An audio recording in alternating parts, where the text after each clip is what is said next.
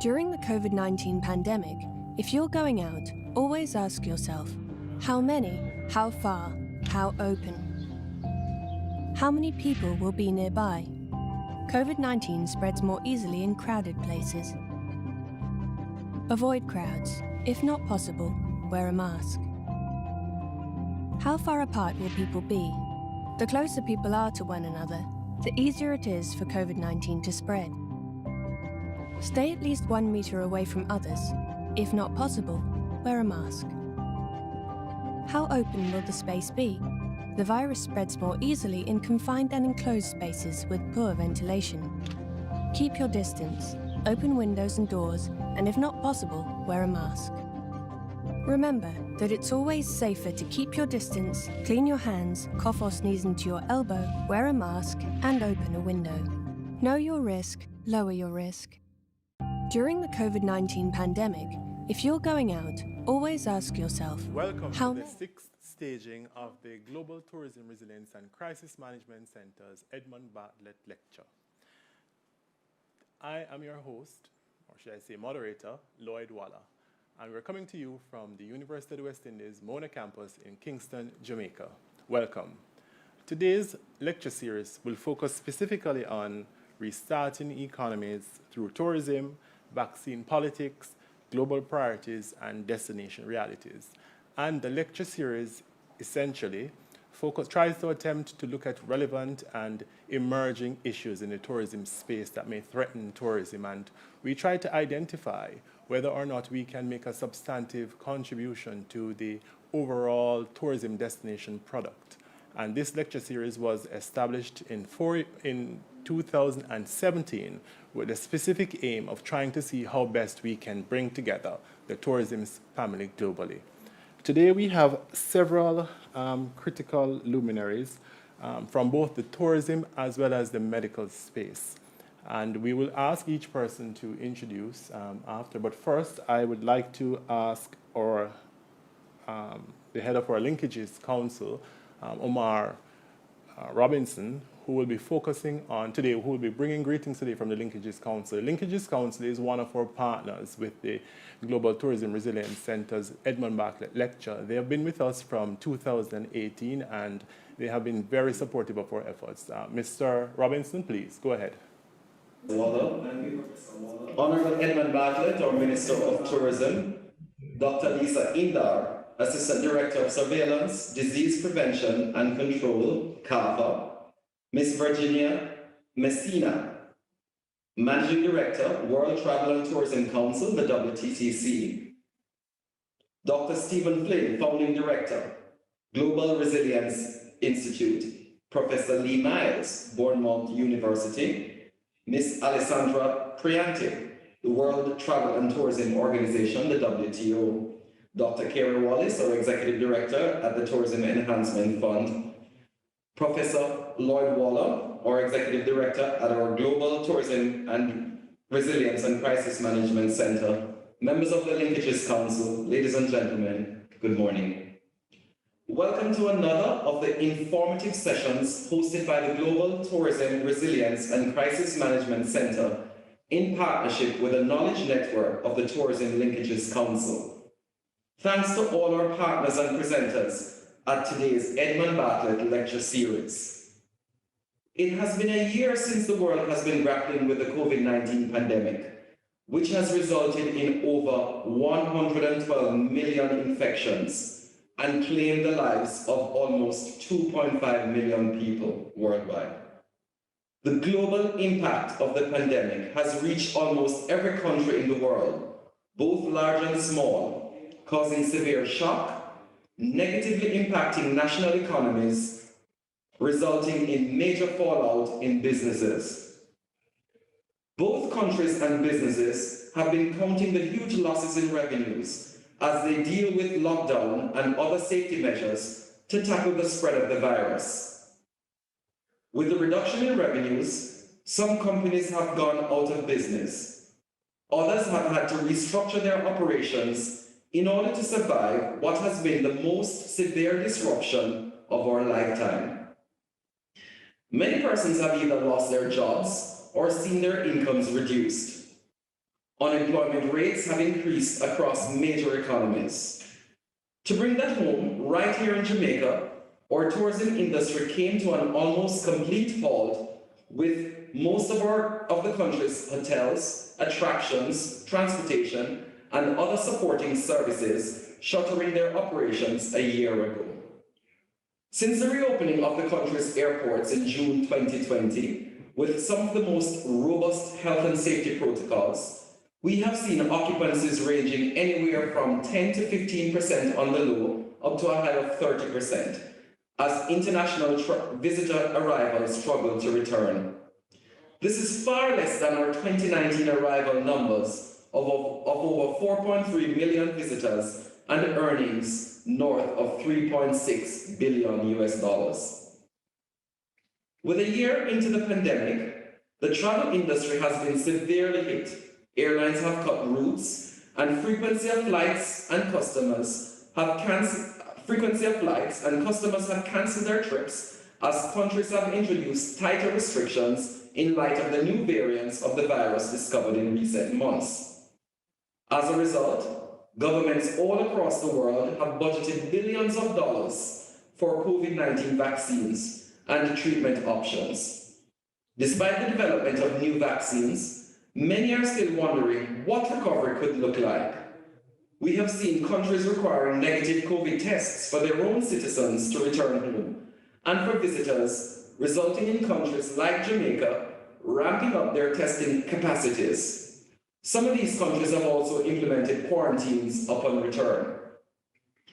To reopen borders without quarantine and restart aviation, government need to be confident that they are effectively mitigating the risk of importing COVID-19.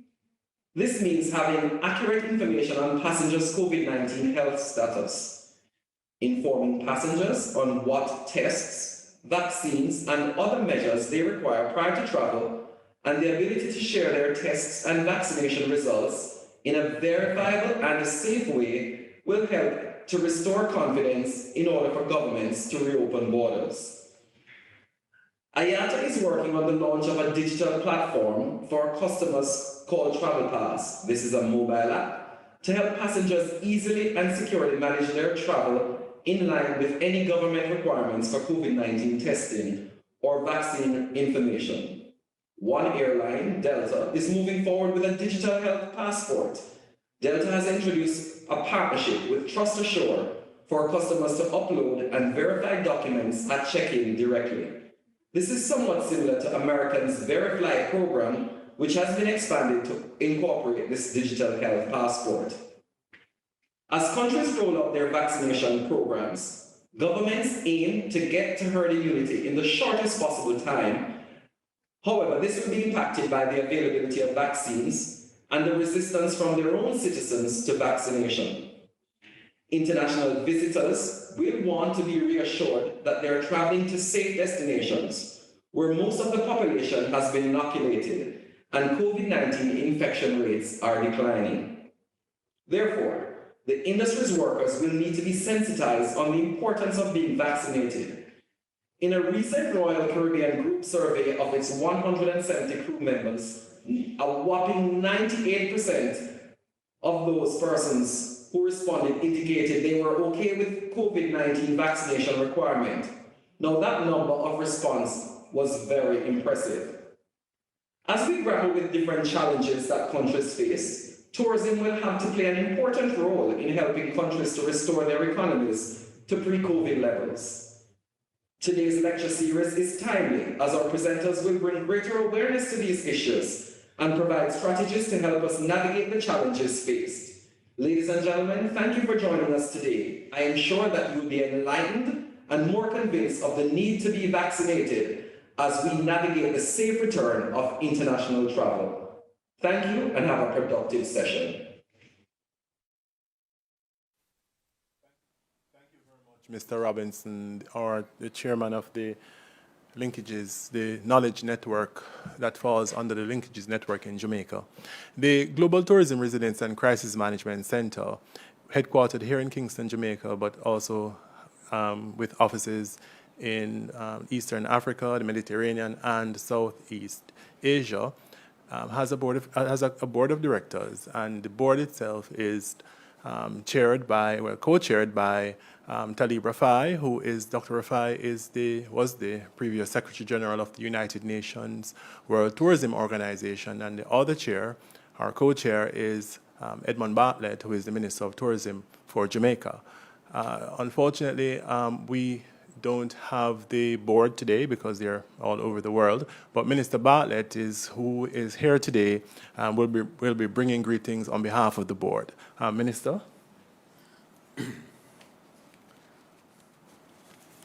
Thank you very much, Professor Waller, the Executive Director of the Global Tourism and Resilience Management Center. I am very pleased to welcome our very distinguished panelists who have spawned various areas of national and international jurisprudence, as well as health and tourism areas.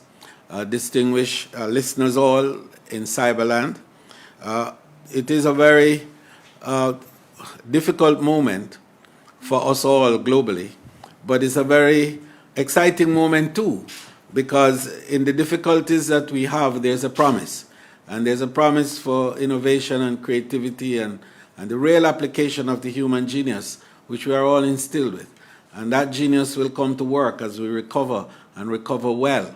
And in the context of resilience, thrive after we have recovered.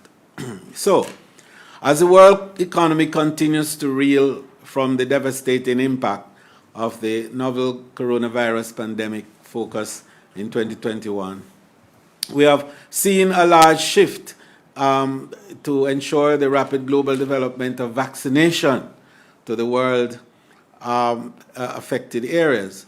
And we have also seen that the global economy's restoration to normalcy is predicated on this and the possibilities of a quick recovery.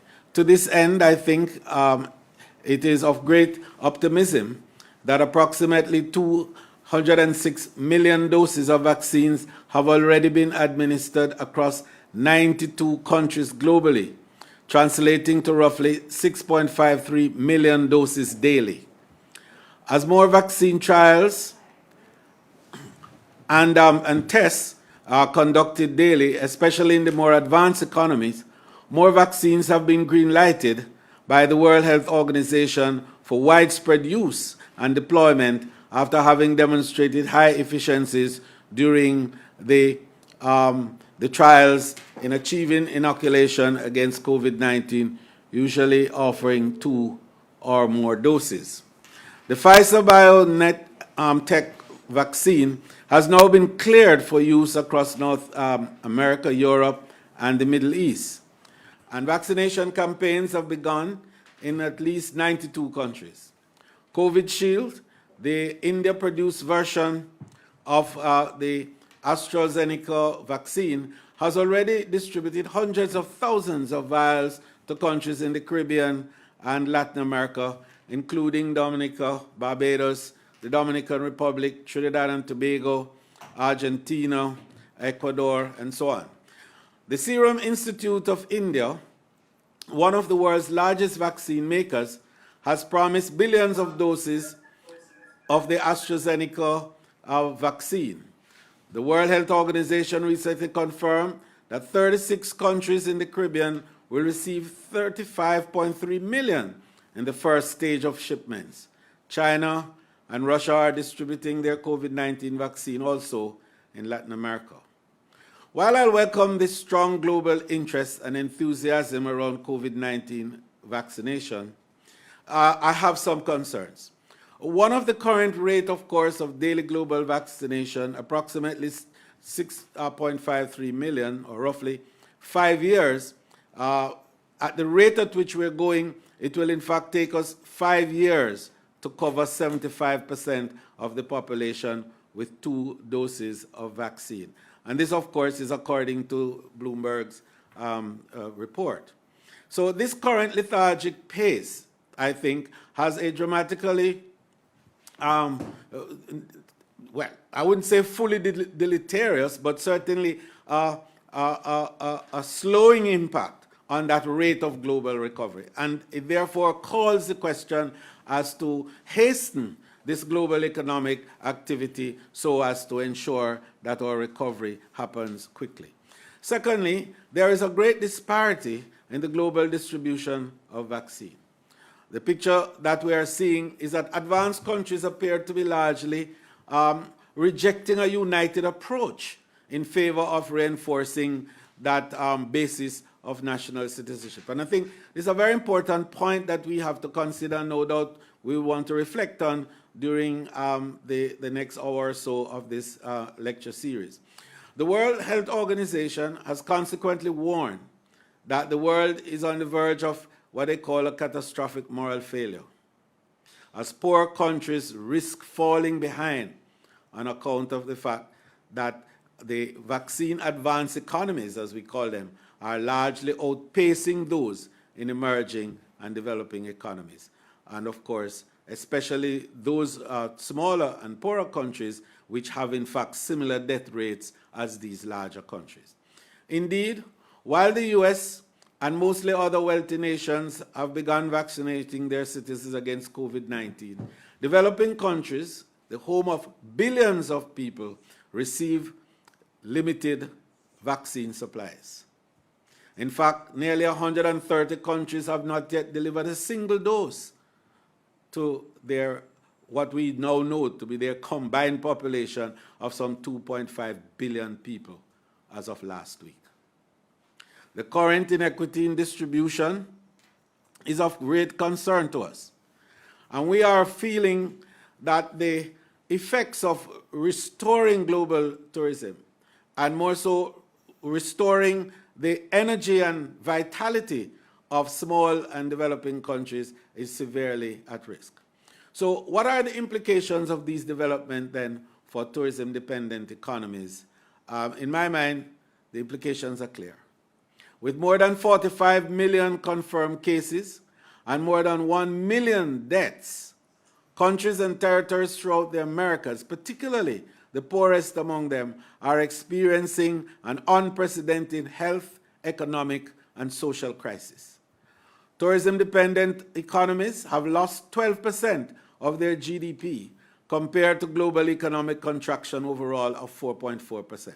So what we are seeing here is that developing and the tourism-dependent economies are seeing 3 times the impact of the global fallout. And that is a matter of grave concern. Tourism experts are showing that the export revenues are down globally, some 910 billion to 1.2 trillion in 2020.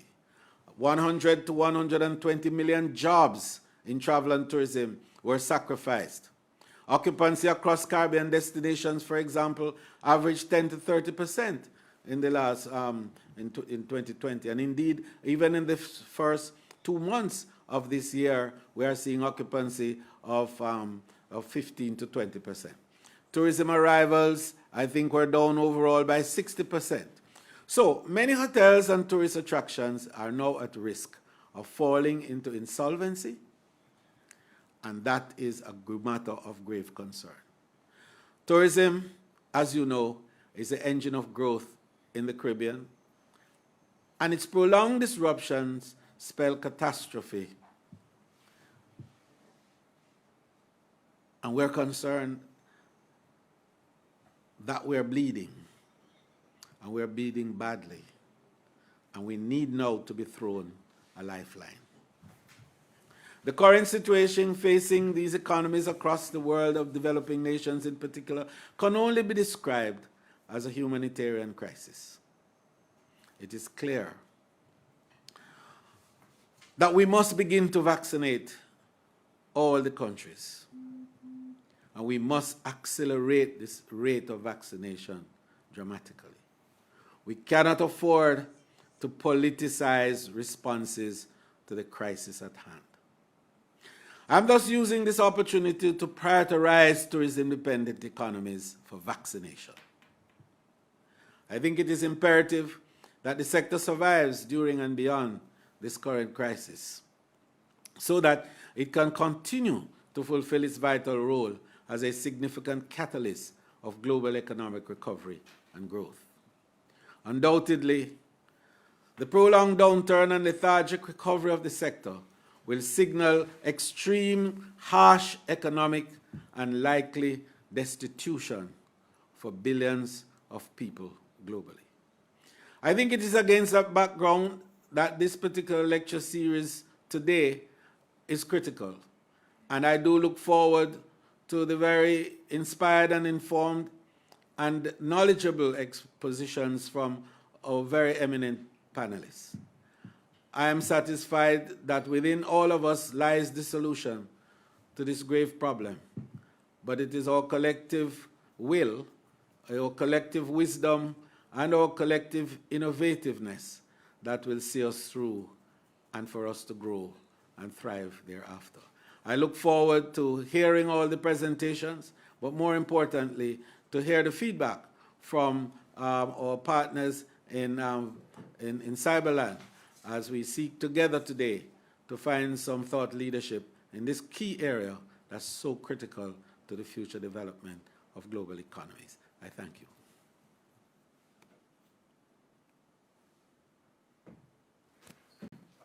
Thank you very much, Chairman, for your fantastic and usual inspiring words.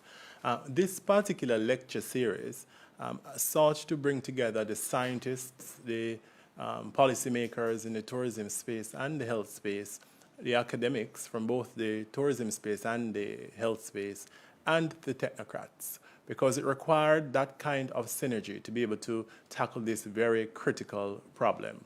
Our first presenter will be Dr. Niglan Wang, Acting Head for Border Risk Dissemination Management and Country Readiness from the World Health Organization. Dr. Wang?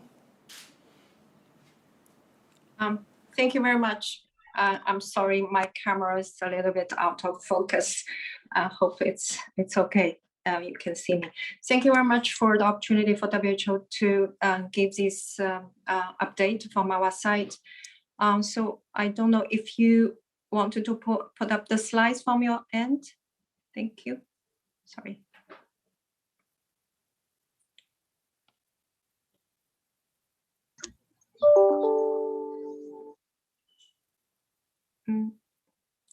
Chair, will you put up the slides from your end, or you would like me to?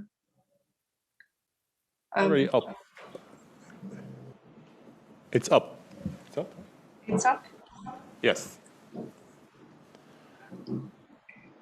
I can't see it. We're seeing the first slide. I can't see it, the slides. Well, I might as well just proceed. Yes, please. Okay, so thank you. The first slide, I would just wanted to give you a little bit of a global overview. The weekly overview, actually, since the slides was shared on Monday, so the data was only on 21st of February. But in our website, you have access to the daily dashboard on the weekly and the daily count and the weekly epidemiological updates as well. So you could have all the information. Just very quickly, I wouldn't go to the details. And so for the previous week, we have almost 1.4 million new cases, and then 66,000 new deaths were reported last week. And you can see from each country, so we have these top countries with the cases. You can see the trend, basically, although we still see many countries has increasing numbers of cases, but in the global level, there is prudently, we can see a little bit kind of decreasing trend. Of course, we have to take it very, we have to be very vigilant because any time if we lose our vigilance, that trend could also change. So this is just to show a bit, kind of a little bit of the encouraging sign. And next slide, please. So just a little bit also about the variants of concerns. So this variants of concerns has been very hot topic starting from the Christmas time. We have been working very hard on that.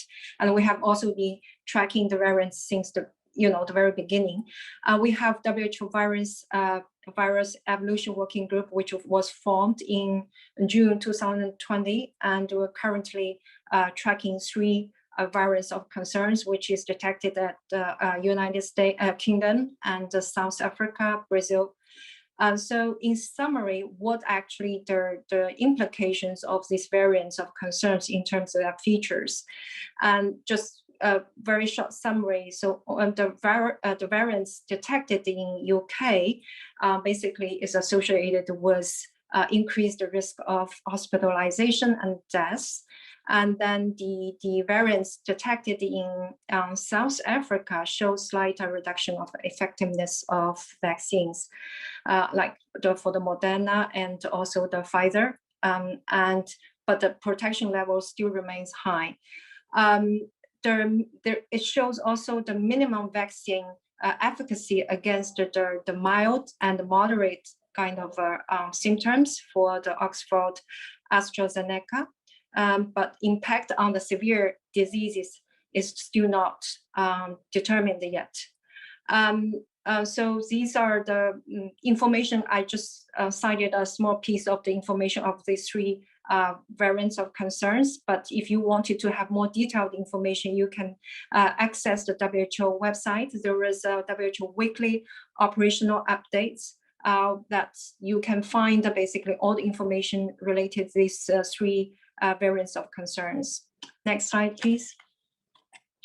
If we had the latest, the International Health Regulation Emergency Committee for COVID-19, there was some set of a recommendation for WHO as a secretariat and also for the countries. So I just also cited the main recommendations for WHO secretariat in relation to the international traffic. So basically it's recommended WHO to develop risk-based international standards and the guidance for reducing this SARS-CoV-2 transmission related to the international travel. And you may be already aware that WHO has developed actually the risk-based approach for international travel in the mid of December last year.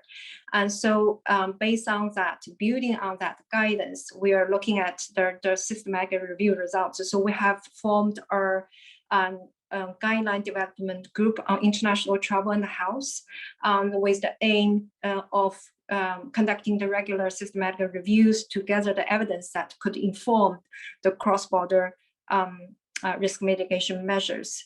Right now, we are finalizing the air travel, the systematic review. So we're going to have our very quickly some guidance related to the quarantine and testing, because we have basically built 8 PICO questions. So this is an ongoing process.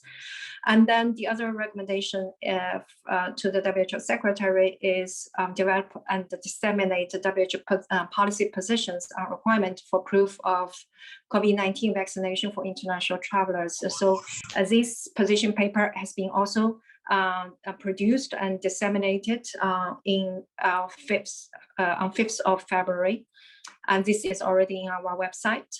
And then the third recommendation is coordinated relevant stakeholders, the development of standards for digital documentation of COVID-19 vaccination status. So in December of last year, and WHO has established a smart vaccination card consortium that they opened a call for application the end of last year. So many of the international organizations like ICAO, IATA, IMO, UNWTO have been involved in their work streams of this consortium, and they have already hosted a few meetings for work stream 1 and work stream 2, which is looking at the different data requirements in terms of technical elements related to vaccination and also the RT digital sort of technology perspectives.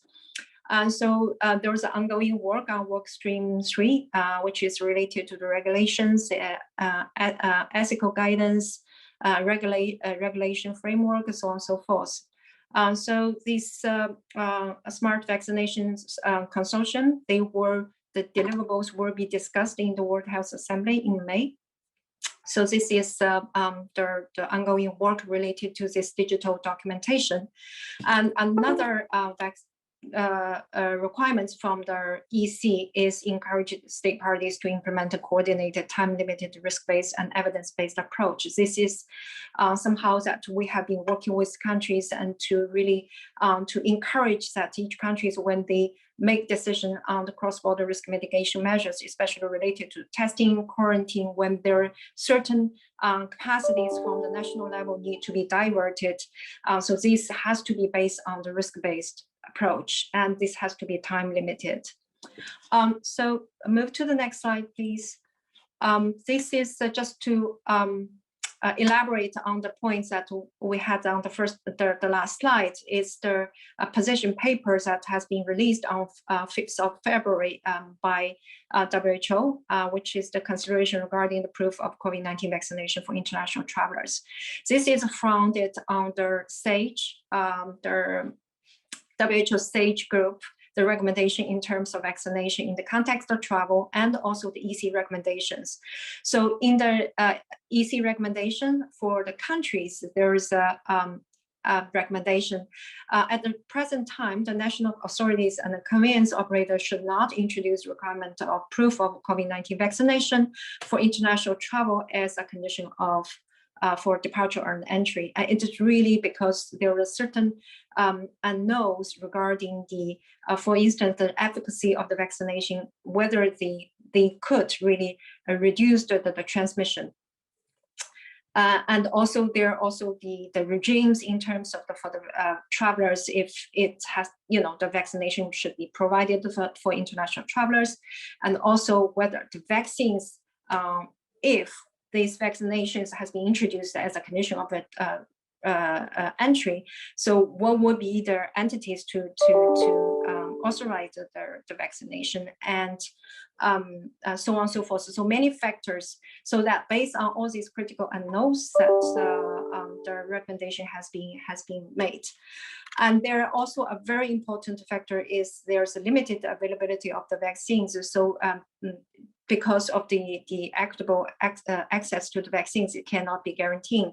So therefore, it will really kind of a detrimental to the equity if we can't provide the vaccines to every population, to every country, and then we introduced the vaccination as a condition of entry. So based on all these factors, the recommendation has been made. So you can find all these position paper, this statement, and also the scientific, technological, and ethical considerations around that decision. Next slide, please. Just also elaborate a bit on the WHO Smart Vaccination Certificate Working Group. And this working group basically is established to look at the key specifications, standards, and a trust framework for digital vaccination certificate for multiple uses. The major purpose is to really to help the countries to monitor the national vaccination programs. So looking at the continuity of care, especially for individuals that will require multiple doses of the vaccination, and also to look at the future if there's evidence and also sufficient vaccine supplies, and then when the proof of vaccination has the condition to be introduced as a condition for entry, and so this digital certificate can serve this purpose as well. As I just mentioned, we have many international organizations have been brought into the process so they can be early engaged, because there's a lot of a push also from the travel and transport and tourism sectors. So all these the organizations have been involved and contributing to the process. Right now we have these 3 work streams, as I just mentioned: the vaccination certificate certificate data standards, workflow requirements. This is work stream 1. They had one meeting in January. And the second working stream, validation and the verification of vaccine certificate and enabling technologies, which is more looking at the IT technology, where most of the international organizations formed part of this work stream. And the third work stream is around the ethics, legislation, privacy, and engagement. So these are the ongoing work, and there is also an initial plan that the preliminary deliverable out of this work stream so could be released for public review and comments by April. But this is an ongoing process that's governed by our Smart Vaccination Consultant Secretary, which is the Digital Health Department in our in WHO. So I think that's basically all the information that we have around these major issues for vaccination and testing as well. And I know that many international organizations and also the member states are pushing for some mutual recognition for the testing. And this is also ongoing effort in collaboration with many other international organizations such as ICAO. So I think I will stop here and just to I'm very happy to answer the questions if you have. Thank you. Over to you, Chair. Thank you very much, very much, Dr. Wang, for a very insightful and extremely detailed set of information as it relates to the activities of WHO and what's happening around the world as it relates to the vaccine effort. We will now have Dr. Lisa Indar, who is the Director for Surveillance, Disease Prevention and Control from the Caribbean Public Health Agency, CARPHA. Dr. Indar? Yes, hi. Good morning. Good morning. Okay, I'm just going to share my screen. Dr. Harris, I'd like to pass the floor to Prime Minister Brown, who has been in the queue for quite a while, and then after I'd like to hear from the Prime Minister. Can you confirm that you're seeing my screen? I recommend that we pursue a more coordinated approach to access traditional vaccines. This evident Can you confirm that you're seeing my screen? Yes, we are seeing the screen, Dr. Indar. Okay, so I will just go ahead and start. So I'm going to give an update today on what CARPHA has been doing, and just to state that CARPHA is working very closely with the GTRMC in terms of safe return to tourism. So I talk about our regional response, a little bit about vaccines and variants, and CARPHA's approach on this. I wouldn't go into devastating impact on tourism that has been discussed. But I want to say that, CARPHA, as the Caribbean Public Health Agency, we have the lead for the health response mandated by our heads of government. And we have taken this from a health security point of view, in that we are working with, regional coordinations at the highest levels, the heads of government meeting, which we are currently in, and chief medical officers meeting, and COSAD, and so on. We do laboratory testing. We are the primary lab for many of our countries for PCR as well as validations. We have a special COVID tourism task force consisting of CARPHA, the GTRMC, the CTO and CHT, as well as the OECS tourism desk. And that is very important because, we have a more harmonized way in how we respond. We support vaccination. We do work in terms of surveillance. We produce a situation report every 2 days per week. We work with sectoral coordination, provide a lot of technical guidelines and update. And specifically when COVID came, we wanted to offer safe and healthier return to tourism. So we have launched a regional tourism stamp, and at that launch, we would have had, Minister Bartlett at that that launch. We're doing a lot of work on capacity building, risk communication, and of course, resource mobilization. What is the data showing for our countries? Well, we know globally it's over 112 million cases.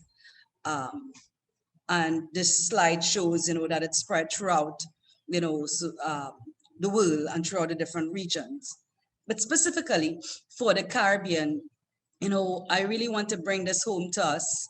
While we have over 100 and about 112 million cases from our data on Monday, February 22nd, our member states, our 26 CARPA member states, only have 106,000 plus reported. And overall, the larger Caribbean, that includes, Dominica, Rep, and so on, it is 522,000 cases. So that's a big difference compared to what we see.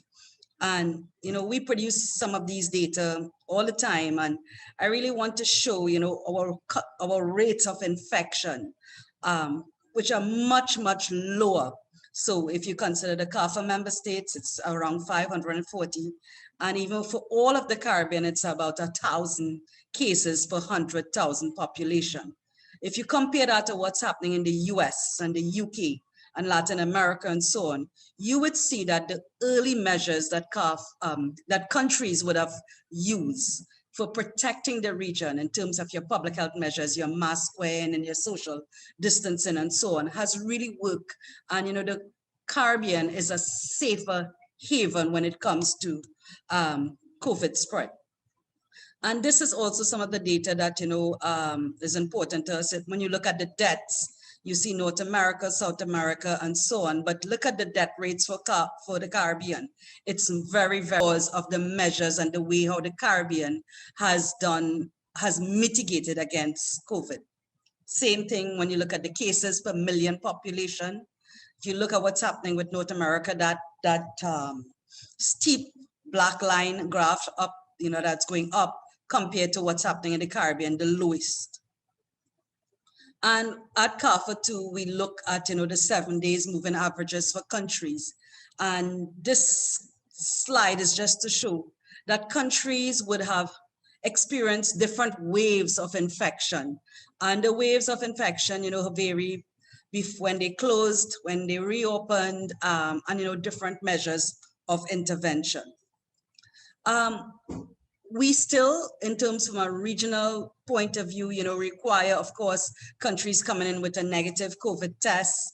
And of course, even though people are coming to a negative COVID test, and even now, though we now have vaccination, because we don't have all the proof about how much transmission it's stopping, we are still recommending the physical distancing and the masking and so on. And we recommend to our tourism facilities to work with us, in doing these proactive measures and getting that healthier, safer tourism stamp.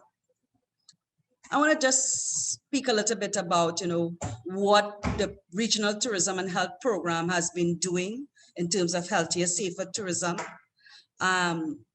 This particular program, again, a partnership with GTRCMC and CTO and CHTA and so on, it's really setting this international precedence because it's a health and tourism partnerships that is looking at the issues that are impacting on tourism.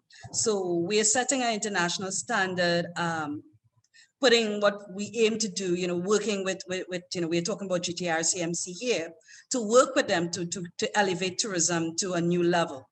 And we're doing this through all these different components of having a real-time monitoring system. It's a confidential system, but it alerts you if something is going wrong.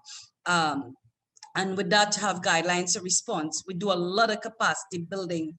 And if you're doing the right things, like, going through the training, the capacity building, as well as using the system of reporting, you get a traveler's health stamp. It's one of those stamps that that is verifiable. And of course, it's your free way of monitoring, that you are a healthier, safer destination. So this is one of the ways we are proposing that as we restart tourism, coming to the Caribbean, our numbers are low, but we are doing it also in a healthier, safer way. We are still monitoring illness. We are doing the necessary training. And we are saying, that we're encouraging facilities to get the stamp so that, it means that you have gone through training and you're actively monitoring and you are doing necessary response when needed. There's a lot of different package of services, guidelines and system, the stamp and so on. And we are doing a lot of this to a lot of regional advocacy so that we're promoting the Caribbean as a healthier, safer destination. So I just spoke about this. If we do the measures, we get the stamp. And if you get the stamp, we also have a Caribbean Travelers Health app. And that green icon that is there, any tourism facility, whether it be a hotel or, a bed and breakfast or a taxi driver service or so on, we put you there as a healthier, safer destination. You would have that free promotion. And of course, this was launched last year, November 5th. And you see yours truly here, Minister Bartlett, and, the Sandal Strains and others. And of course, the Cricket West Indies promoting this, because of course, it also promotes sports tourism coming to the Caribbean as a healthier, safer destination. The app is there. Also, we would have launched this app so that we can market the Caribbean, market the measures we are taking, market the safer and healthier measures.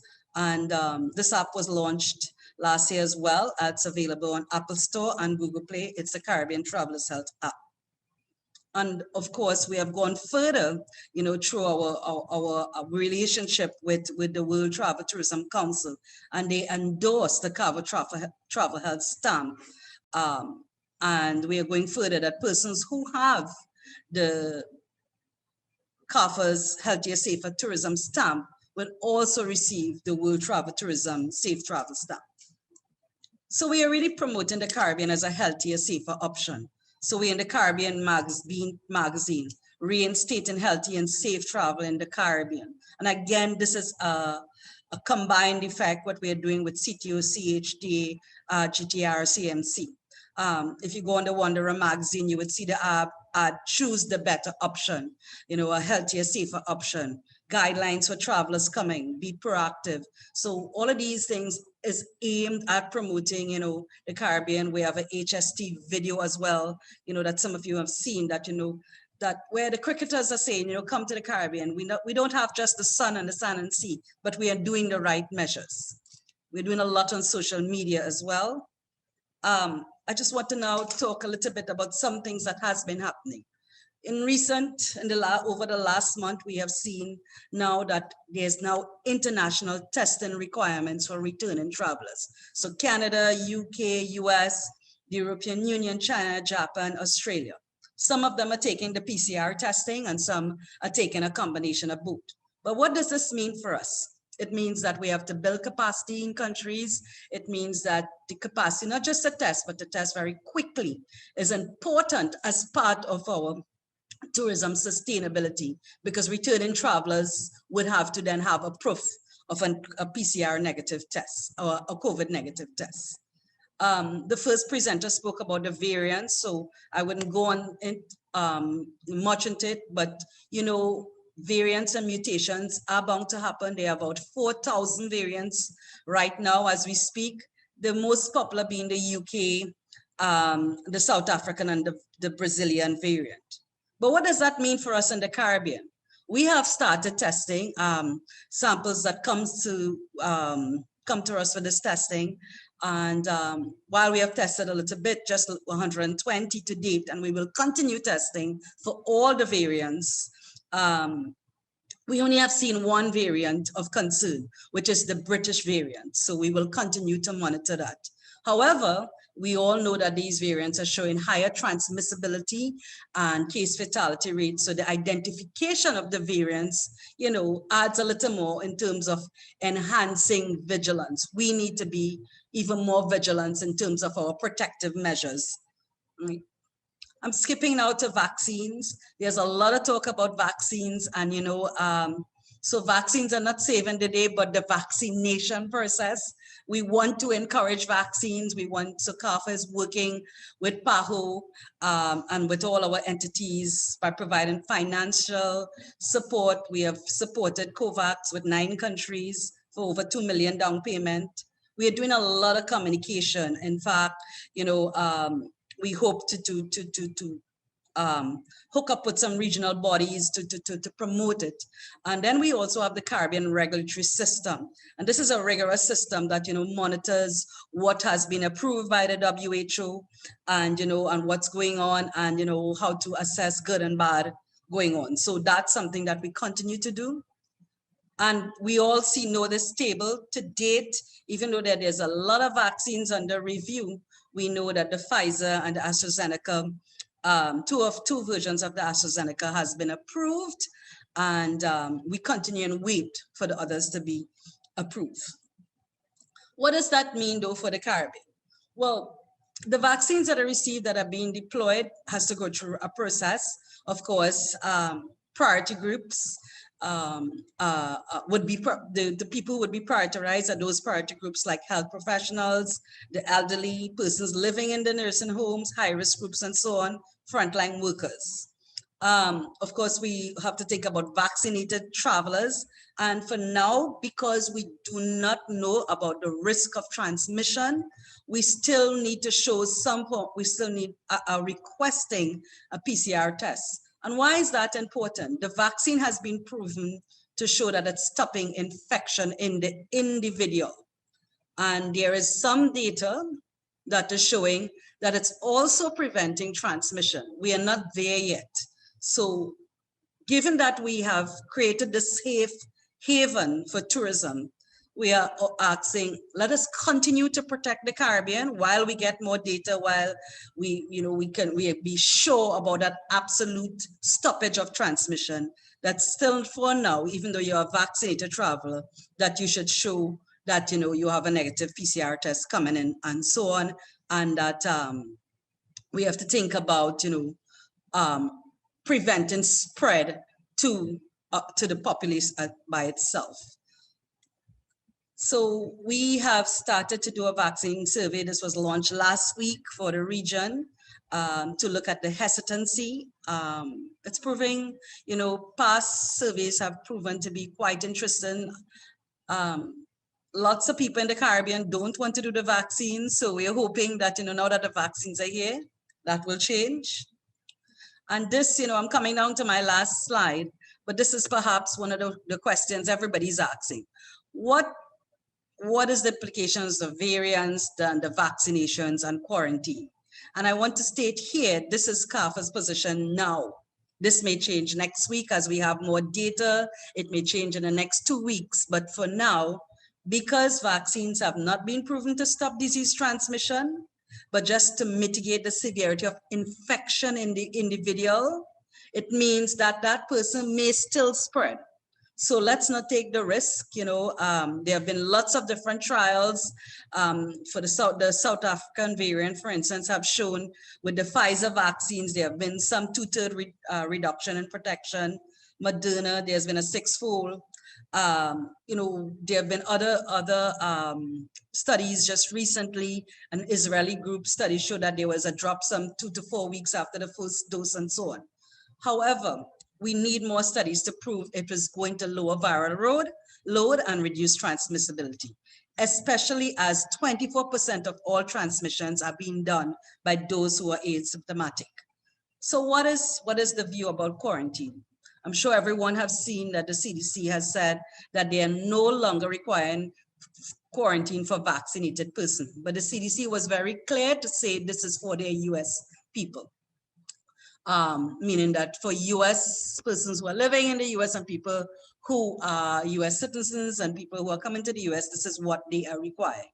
The WHO to date, the World Health Organization, is still urging quarantine because there's not enough evidence. And again, so at this time, CAFA is saying, that we can't recommend full cessation until we have enough data to show, that you're not just protecting the individual, but you're protecting transmission. And this is CAFA's job to provide the science. And, we have a really good working relationship with the GTRMC to show, what does the science say and how we can then apply the science to really promote healthier and safe tourism.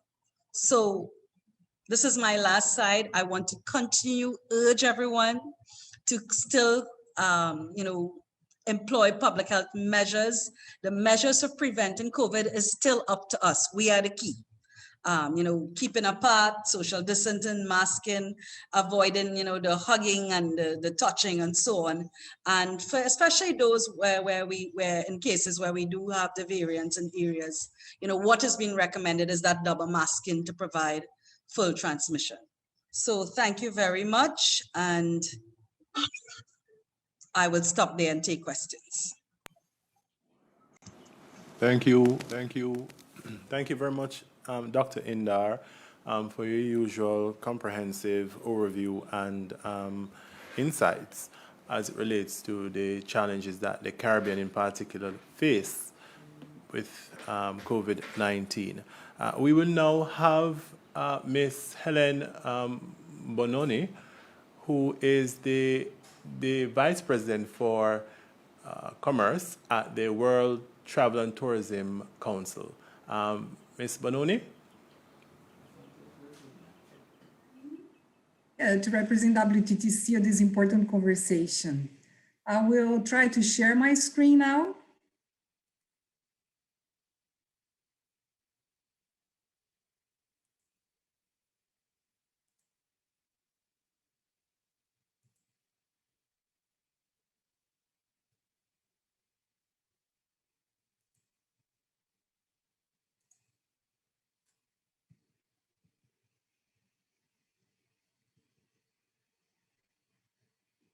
Just to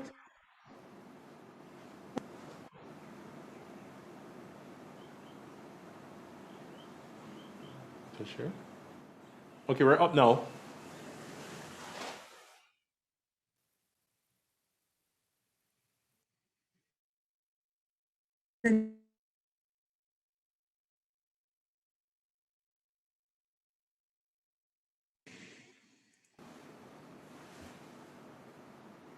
I'm sorry, I think I'm having some delays. Do you mind pulling my slides? Perhaps it's better. I think it's working now, so you can go ahead. Oh, I can't see my slides. Hold on. Would you like to pull my slides?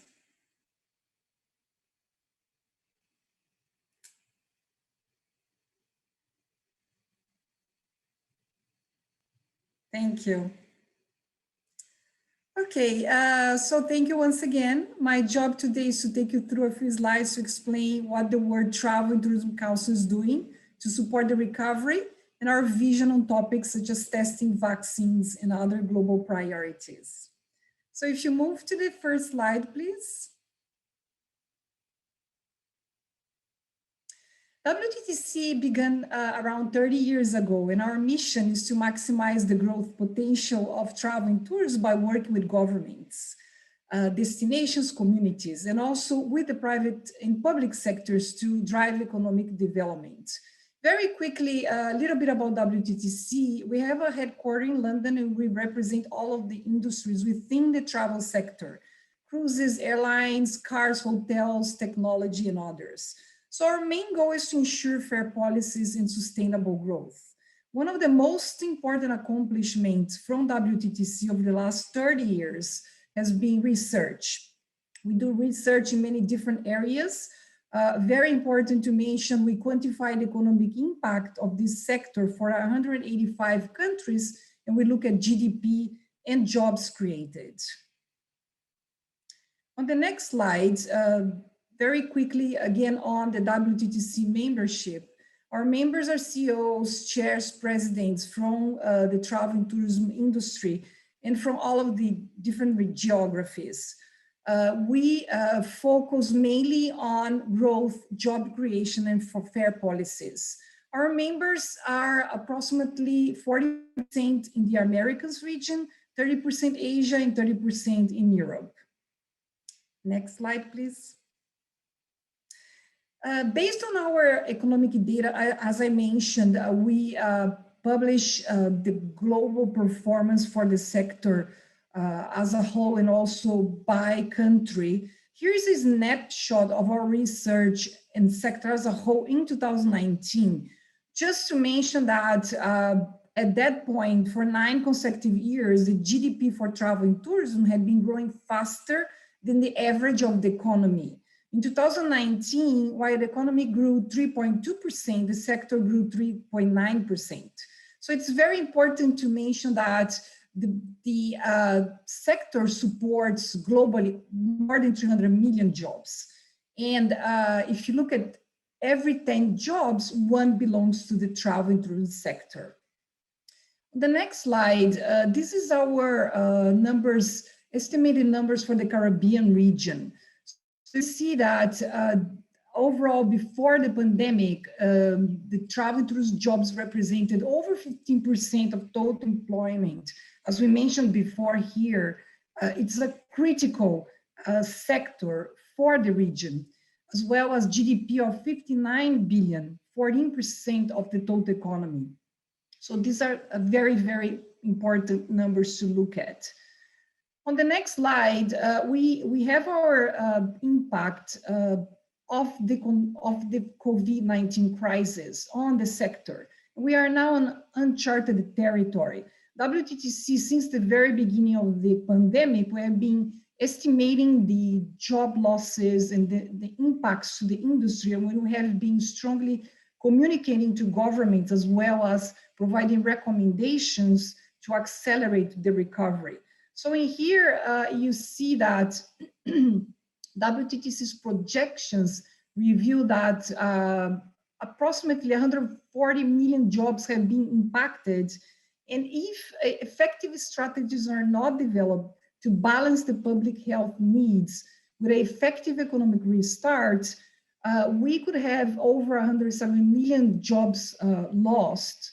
So these figures come from our economic data. As I mentioned before, we review this data on a frequent basis. And to support the recovery, WTTC is advocating for swift action to enable strong policies through undertaking of several activities.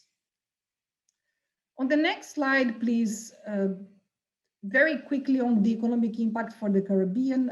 We have talked about that before on this seminar. So we just have some numbers there already impacted, 1.7 million jobs, if no improvement, 1.9 million jobs. I'll just move to the next slide, please. Okay, we like to talk about learning from the past. WTTC is calling from 4 points, we, based on our crisis readiness report that was released in November 2019, we have analyzed 90 crises across 4 categories. The categories were terrorism, political instability, disease and outbreaks, and natural disasters. While political instability had the longest average recovery time at 22 months, disease and outbreak cases were also high with an average recovery time of 19 months on that point based on our research. Through our research, we gather best practices around crisis preparedness, management, and recovery from leaders who had experienced crises around the world. And we saw that the sector's experience with 9/11 revealed that a siloed approach with lack of international standards is not conducive of a swift recovery and will significantly impact the passenger experience. On the other hand, based on this study, we saw that the recovery from the 2008 financial crisis was more rapid, thanks to the coordinated approach and close collaboration between the G20 nations. So WTTC is working with the G20, and we have, daily been communicating to governments that we do need to use the lessons learned based on the past experiences, have the public and private sector working together, collaboration between the G20 nations, and also avoiding creating solutions in silos. On the next slide, WTTC is calling on 4 to safely restore international mobility as we recover the sector. So these are the four key points. An international coordinated approach, including public and private collaboration, as I mentioned before, is critical to establish an international mobility framework to remove restrictions such as quarantines and travel bans. Shifting individual traveler risk assessment instead of country risk assessments to avoid importing and exporting the virus through robust testing supported by technology such as the digital health passes. Reinforce health and hygiene protocols and continue support for the sector with a clear strategy to resume economic activity. Additionally to these 4 points, under the leadership of the Saudi Arabia and its presidency of the G20, the global travel and tourism private sector was asked to put together a plan to support the recovery of the sector and bring back 100 million jobs. So we have that plan in place. The first action was to implement the standard global health protocols across the industries and geographies. There is a number of ongoing initiatives. We have the 100 plan available on our website. And we also cover on this plan the digital technologies which allows for a touchless experience, which is now became critical within the seamless travel, reducing the spread of the virus. On the next slide, I would like to mention the WTTC position on vaccines. WTTC and our CEO, Gloria Guevara, has been communicating that we oppose the vaccine tourism and we support that the most vulnerable people currently should be prioritized right now. We see that the vaccine timeline will be very long, especially in less advanced countries, less vulnerable age groups, as we just discussed. So vaccinations, in our view, should not be a requirement to travel or not the only solution. We see vaccinations are part of a holistic approach, including testing, that will support the recovery of the sector. Vaccines are critical and will help in the long term, but they must not be a requirement for travel currently or by itself. We see testing regimes and vaccinations will need to coexist for a long time for international travel. So the WTC advocates for internationally recognized testing on departure and arrivals. This would avoid exporting the virus and enable the free movement of travelers, while of course observing common sense cleanliness protocols, mask wearing, as well as social distancing. We see that it's a combination of protocols and very robust testing framework that will help to bring the traveler confidence back and accelerate the recovery. On the next slide, we talk about the path forward. We see, as I mentioned before, vaccination, international mobility, and the safety protocols as critical. OECD is leading an effort to establish an international testing framework that countries can adopt. WTTC is part of this effort, and we hope to have a resolution by March. We're calling on governments around the world to restore international mobility. Again, vaccinations rollouts, as I had mentioned, they're certainly helpful and critical. We see they cannot be the only solution. In the comprehensive testing on departure and arrival, we need to coexist with the vaccine for some time alongside other protocols and mask wearing. On the next slide, I also would like to mention very quickly that WTTC is currently looking at the future of travel and tourism and the new normal so that we can support and start working on the future as well as currently on the recovery. As we reflect on these events, we recognize that they could signify only a temporary shift for our segment, or they could really fundamentally alter the future landscape of travel and tourism. With that in mind, we released a new report late last year, which is also available on our website, uncovering some of the future trends, which we believe are here to stay for at least the next 24 months. I'll very quickly mention the 4 different categories that we are looking at. The main evolution, we see that preferences have shifted to domestic outdoors with lots of planning for traveling. We are looking at health and hygiene, and that has become the major concern and critical to bring the traveler confidence back. We also look at innovation, as I mentioned before, digital identities, digital traveler profiles, and we see that the use of digital and contactless technologies are on the rise. And sustainability, with the growing awareness of the social environment concerns, which was brought with the crisis. On the next slide, I have some of these numbers that we identified through our research. On digital technologies, 66% of consumers are using less cash and moving to contactless. So we do support, as part of, again, of the G20 agenda, the seamless traveler journey with touchless technologies. On safety, 89% of Americans are more conscious of germs. So again, the cleanliness protocols are here to stay for at least the next 24 months. And the environment, 58% of consumers are thinking more about the environment with this crisis. On my final slide, I would like to mention the WTTC Safe Travel Stamp and protocols, which includes cleanliness and safety protocols for all verticals, and has been supporting many destinations to recover. We have worked with members, government health experts, and other organizations for alignment. As for example, we work very close with IATA and ACI for the protocols and for the aviation segment, and CLIA for cruises, for example. Our global safety protocols and safe travel stamps are designed to allow travelers to recognize governments and businesses around the world that have adopted the safe travel protocols. We have launched protocols for over 10 industries, including aviation tour operators, convention centers, among others. And specifically, we address the COVID-19 and similar outbreaks.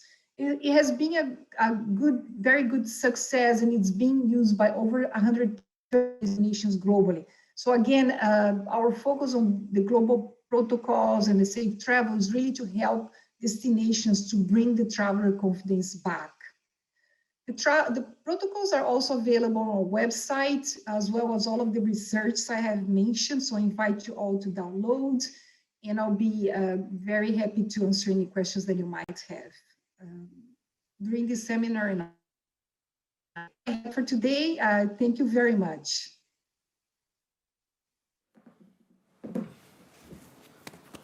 Thank you very much, Ms. Bononi, for providing us with that information outlining the global situation. Quite interesting. I'm sure many persons have found it very insightful as well. So we've essentially heard the global situation as it relates to COVID-19, the vaccine, and its impact on tourism.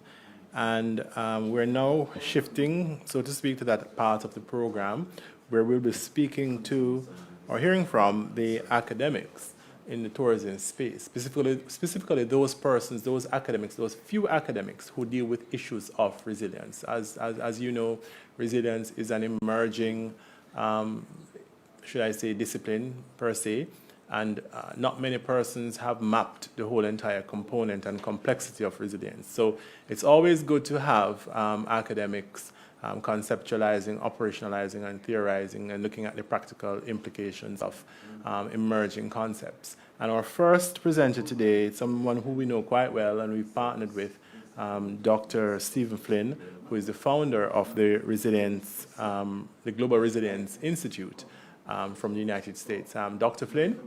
Thank you very much, Ms. Waller. It's a real pleasure to be here. And as you said, I think our audience has heard from the real experts on the front lines of dealing with the pandemic and many of the aspects associated with vaccination and the struggles we have, its impact What I'd like to do is present a few ideas through the spirit that we have at the Global Resilience Institute at Northeastern University, which is a disaster is a terrible thing to waste. That is what we really should be doing, is taking advantage to some extent to leverage the disaster to get us to a better place. Resilience is not about bouncing back. It's about bouncing forward. It's about adapting and evolving so we come back and we're in a stronger, better place. And the focus that a crisis like this is providing has exposed longstanding inequities and vulnerabilities that if we don't address in a systematic way, we could find ourselves right back in crisis mode again, struggling even more to dig ourselves out of the hole. And so it's with that context, I want to share my remarks. So I'm going to share the screen now.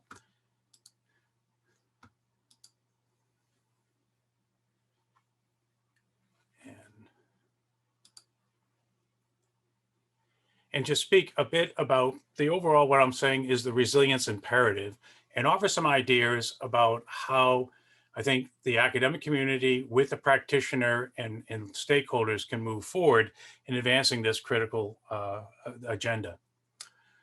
Why resilience? I make the case for resilience is not so much animated because of the prevalence of threats and hazards. There always have been threats and there's always been hazards. What is distinctive about the environment we're in, and the pandemic has so vividly reinforced it, is that we are hyper-connected. And so what used to be a local shock now cascades in far more destructive and costly ways than it did in the past. We've always had disease outbreaks, but one that can essentially move and shut global economy down in a period of a couple of months is a phenomena of what this graphic captures of how highly connected we are through the global transportation system and the supply chains that we have. Concurrent with this is we're also connecting, of course, via the net. That's making it possible for us today to have this conversation from the many parts of the world that we're occupying. But this race to connect, every time we make a connection, we create a dependency. And when we make multiple connections, we create interdependencies. And if we're not thinking through how we manage the risk of disruption to those connections, we can put ourselves at real exposure.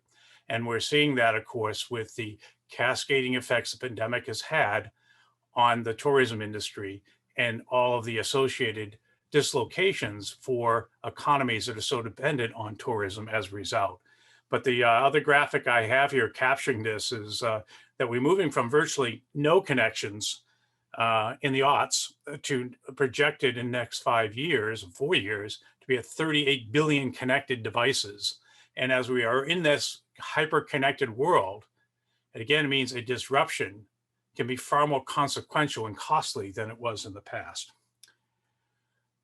Another way to capture that, particularly looking at our systems, is to the degree to which they are all so interconnected. We often have built these as distinct assets for distinct purposes. We needed water, so we started from a well and we worked our way through a water system. We discovered electricity and we started to bring it into our lives, and we created a generator and we distributed it, and then we built an electrical system. On it goes. But of course, in today's age, all of these systems are connected and interconnected. And we have a very vivid illustration of this in the United States with what played out just last week when the Arctic air decided to show up in Texas and shut down the power grid. And the impact wasn't just lights going out, but we suddenly had hospitals with inability, because they had no water, because the water couldn't be provided because of the breakdown in electricity, weren't able to provide basic function. So, and we saw this, of course, in the Caribbean context in Puerto Rico, and of course in Dominica and other Bahamas was recently, but the Puerto Rico story captured by this analysis after RAN just highlighted why Maria was so catastrophic. It wasn't because it was a hurricane. Hurricanes have assaulted Puerto Rico and the Caribbean through all time. What happened, of course, with Maria is it took all the modern lifeline systems and they failed simultaneously. And so when you lost power, you quickly lost the ability to communicate. And when you had no fuel, you had no means to provide backup fuel for the backup generators that could support things like your water system and your wastewater system. And now the water and wastewater is out in the open environment, and you start to have that damage. And when you lose your port, you're not able to bring in supplies. And even if you get into the port because the surface transportation is knocked down because there's no fuel for the trucks, on it goes, everything fails. And that's what makes our world so vulnerable, but especially in locations where there are not a lot of redundancy, which of course is a story of an island.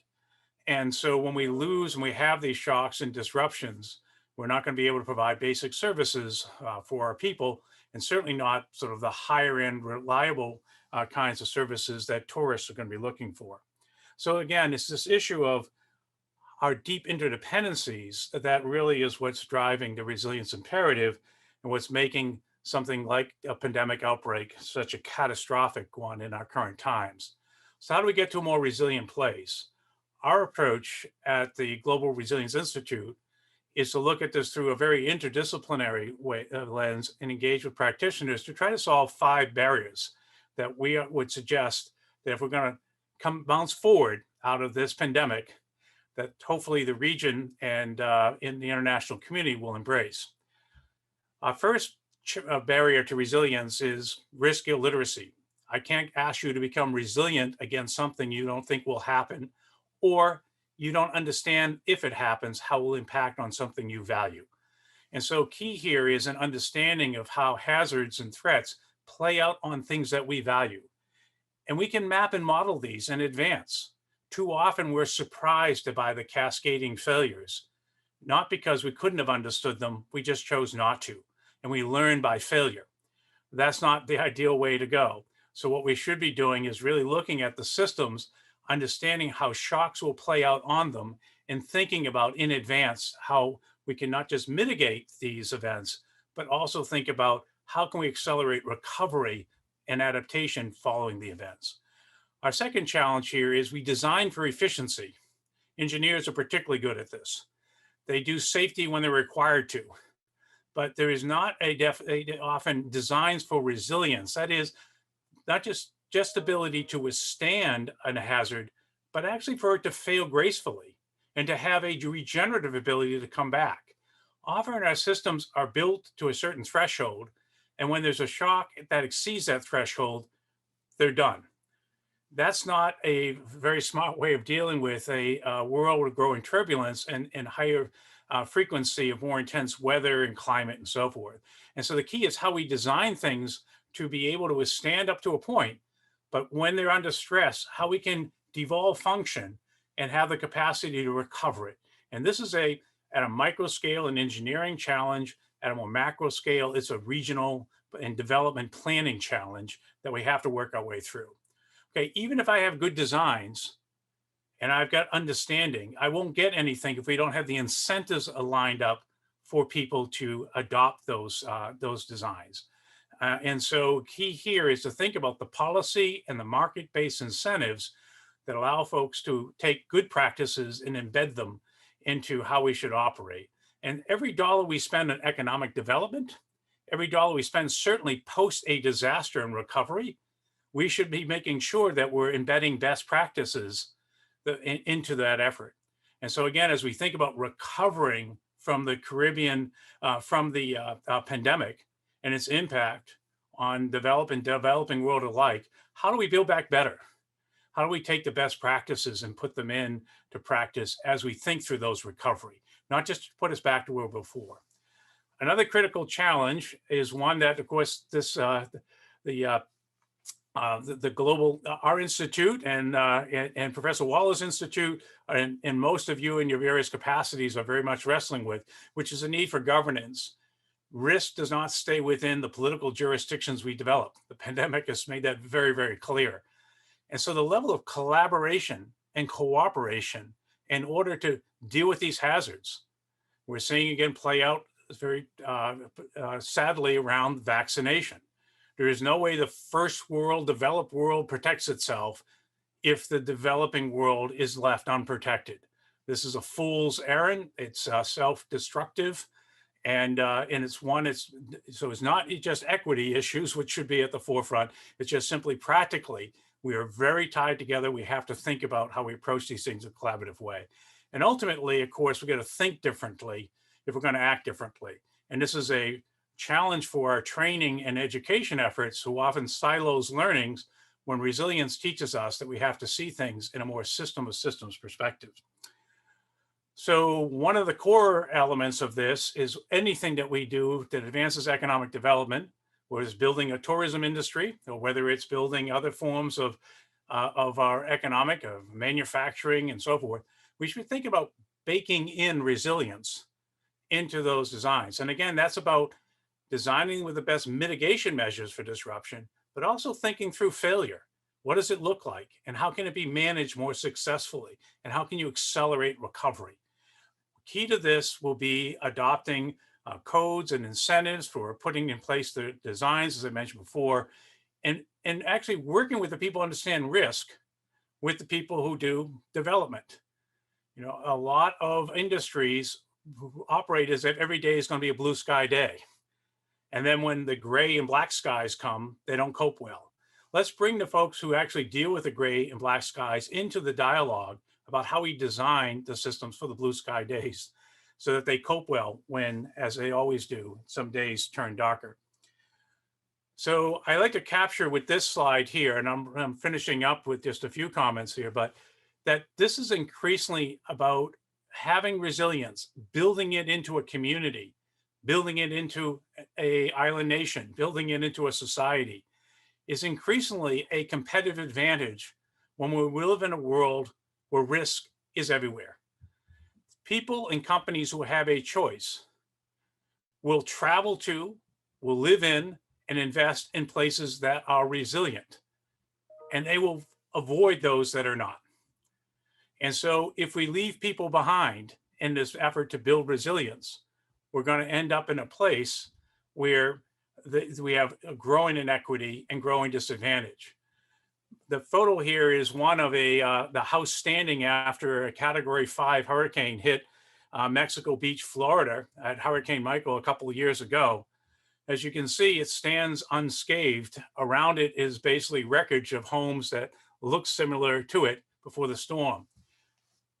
I use this as an illustration of two critical elements of the resilience imperative. First, we actually know how to do it. We just don't. All right. So it's not like we don't know how to design homes, and you can even do it in an affordable way that can withstand the hazard this structure was faced.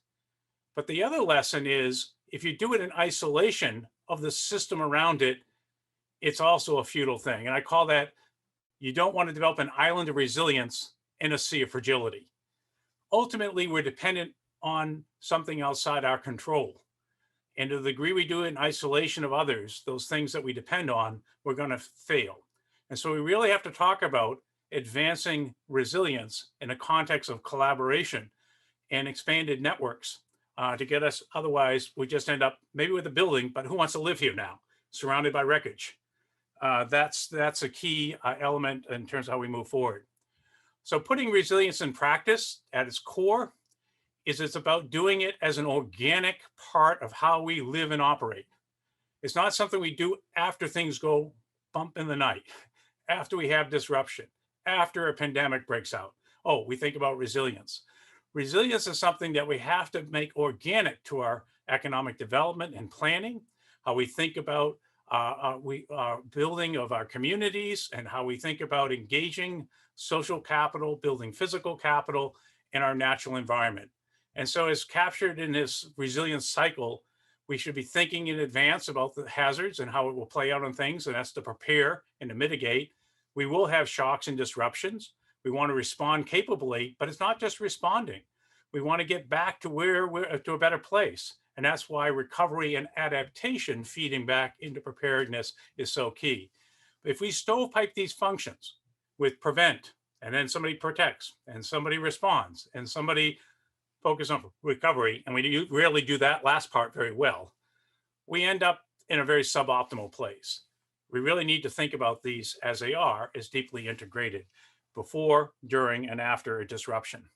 So going forward, one of the things that we've been working on at the Global Resilience Institute is building a network of academics and research institutes and universities who are focusing on these various aspects of resilience. The engineering parts, the science-based parts, there's behavioral science, there's all the mixing pieces here that I've highlighted briefly in this presentation. And particularly, we have built up a network in the Caribbean, and we're very pleased to have our partners at the University of West Indies. And so as I offer up at the end here is a prescription of how we might think about advancing societal resilience coming out of this pandemic, recognizing as we are the impact that it has had, especially on economies very dependent on tourism. How do we think about moving forward? Well, I want to make a pitch for leveraging the higher education community that we have as partners in that effort, both because we need the capacity they provide, knowledge that they provide, but also because we have to build the new workforce for tomorrow. We have to educate and train folks to operate in this more complicated, interdependent world. And it's partnership between practitioners on the policy and private side in higher education could put us in a very, I think, advantageous place. We started to form that with the Caribbean Islands Resilience Higher Education Consortium, the folks that the institutes that I mentioned here earlier, including the University of West Indies. One can imagine doing this regionally around the world. What we want to do, I would suggest with these teams, is to do something we have developed at our institute and we're putting in practice in the United States, and we're doing it in real time in response to the COVID emergency with the 6 New England states, is to do a resilient baseline assessment. We have identified roughly 75 indicators of resilience falling in the social, economic, and the physical infrastructure elements. Let's assess before things go wrong where we stand. And let's then look at our development goals through the lens of, will they advance resilience? Will they improve the community's capacity to essentially prosper in the face of disruption and adversity?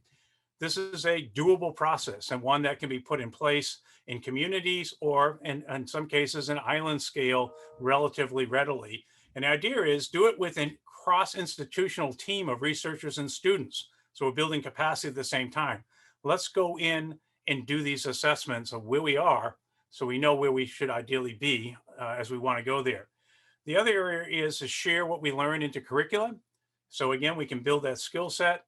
And lastly, I recommend, because we're going to see more frequent and intense disruptions, including weather-driven ones primarily, but also likely some form of pandemic playing out for the foreseeable future.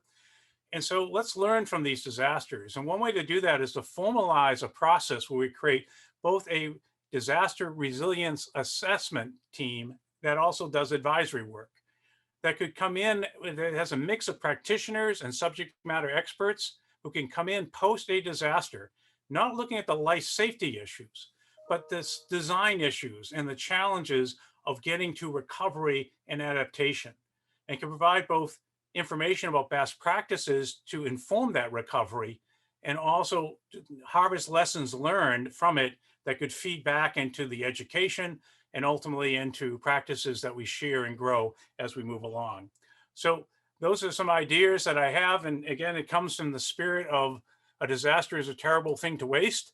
What we have here, I think very importantly, with the recognition of the tourism industry's role in the economies of so many societies, of course, is a vulnerability that was going to be reflected by the pandemic, but also it gives us the motivating factor, I hope, for working collaboratively for this broader societal resilience agenda. So with that, thank you very much, Professor Waller, and I'll turn it back over to you. Thanks very much, Steve, Dr. Flynn, for your fantastic words and specifically as it relates to the solutions that you have offered. As you well are aware, and our next presenter as well, this is actually our time to shine, especially since we are managing this particular component of tourism and destination management, which is resilience. And that being said, our final speaker, Professor Lee Miles, who is a professor of crisis and disaster management at Beaumont University, as well as a a member of the board for the Global Tourism Resilience and Crisis Management Center. Dr. Miles, you are going to bless us now with your thoughts. Dr. Miles, Professor Miles. Thank you, Professor Waller. Firstly, I'd like to thank you for having me here again. And I had the fortunate experience of speaking on a Bartlett series lecture earlier on. So I actually made that point earlier on at that lecture, that one of the most important factors there was actually the issue to do with we need to move from seeing COVID-19 as a crisis to moving actually to see it as a structural problem, really a sustainable development problem with longer term aims. So I'm going to share some slides with you, if I may. So Professor Waller, if you could just confirm whether everybody can see those, that would be super.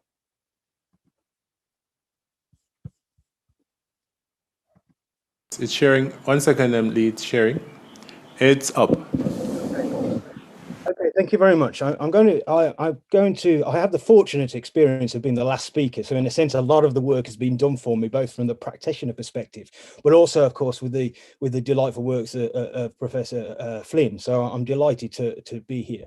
But what I wanted to do actually was also really to bring this back to really the theme or the headline of the webinar of the Bartlett series, which was to look at the notion of, as I understand it, vaccine politics, global realities, and destination realities was one of the key themes of what we were looking at here.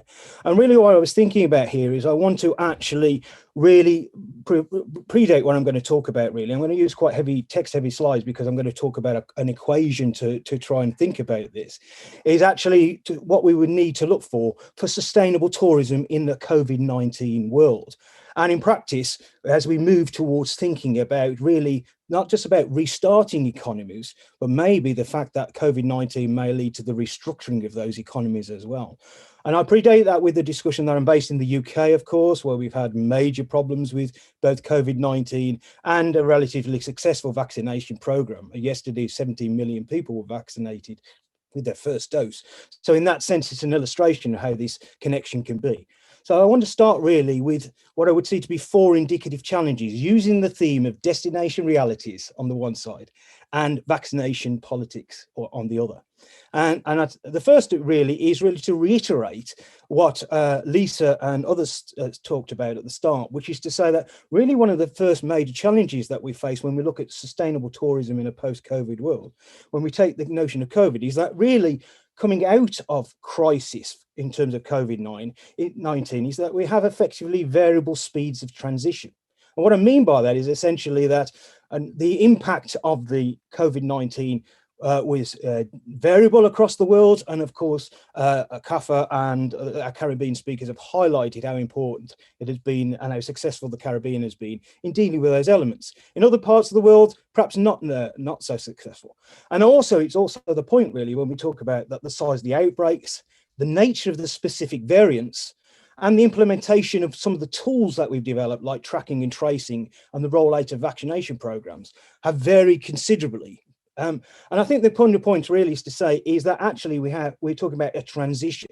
And really, for us to be successful, we need to move away, as Steve talked about with his resilience imperative, from really the latter parts, from moving from response really to the risk reduction elements and seeing this as a long-term structural issue with COVID-19 will be around us for some considerable time.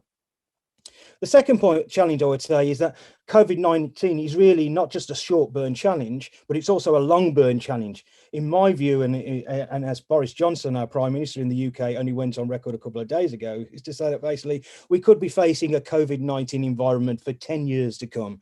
We were going to be faced with probably annual boosters of vaccinations, even in those nations which have had successful and a bit the start of the rollout program, let alone those parts of the world that haven't really. And Minister Bartlett's statements right at the start about the inequality or the unevenness of the rollout program is, of course, particularly important.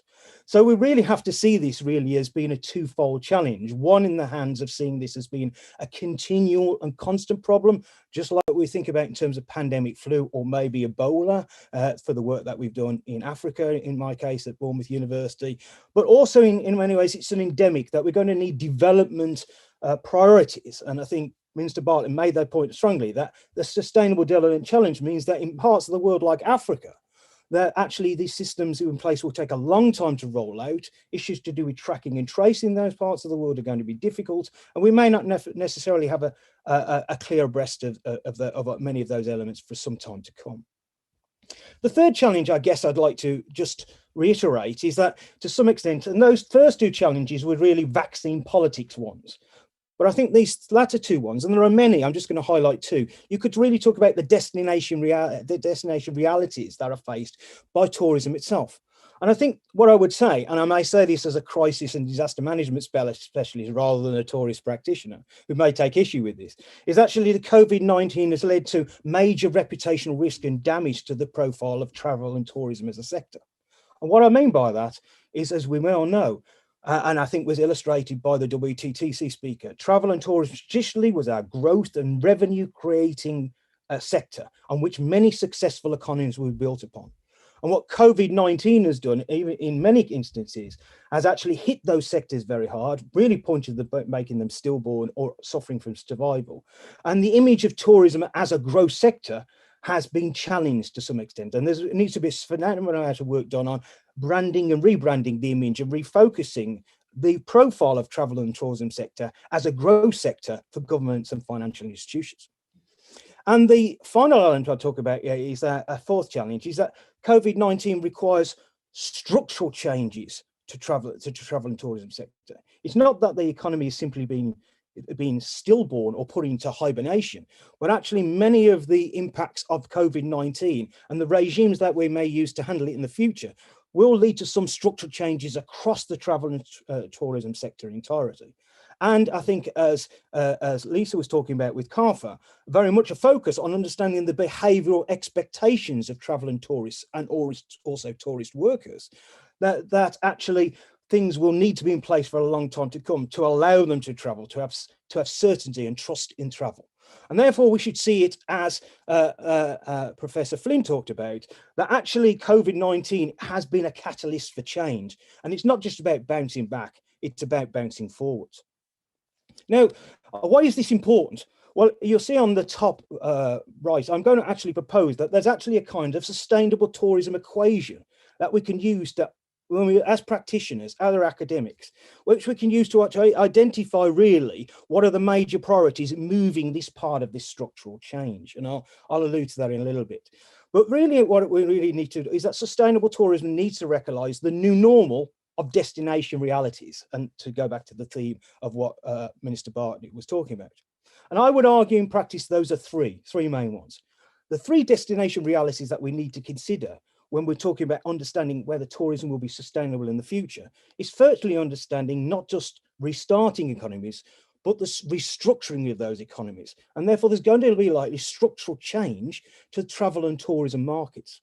And some of the examples really have been, as you've seen by other speakers, a focus on domestic, local and short-haul destinations, a reorientation of where the markets are as long-haul markets become more challenging and require more investment to make them safe and to make them safe havens, as CARFA will talk about.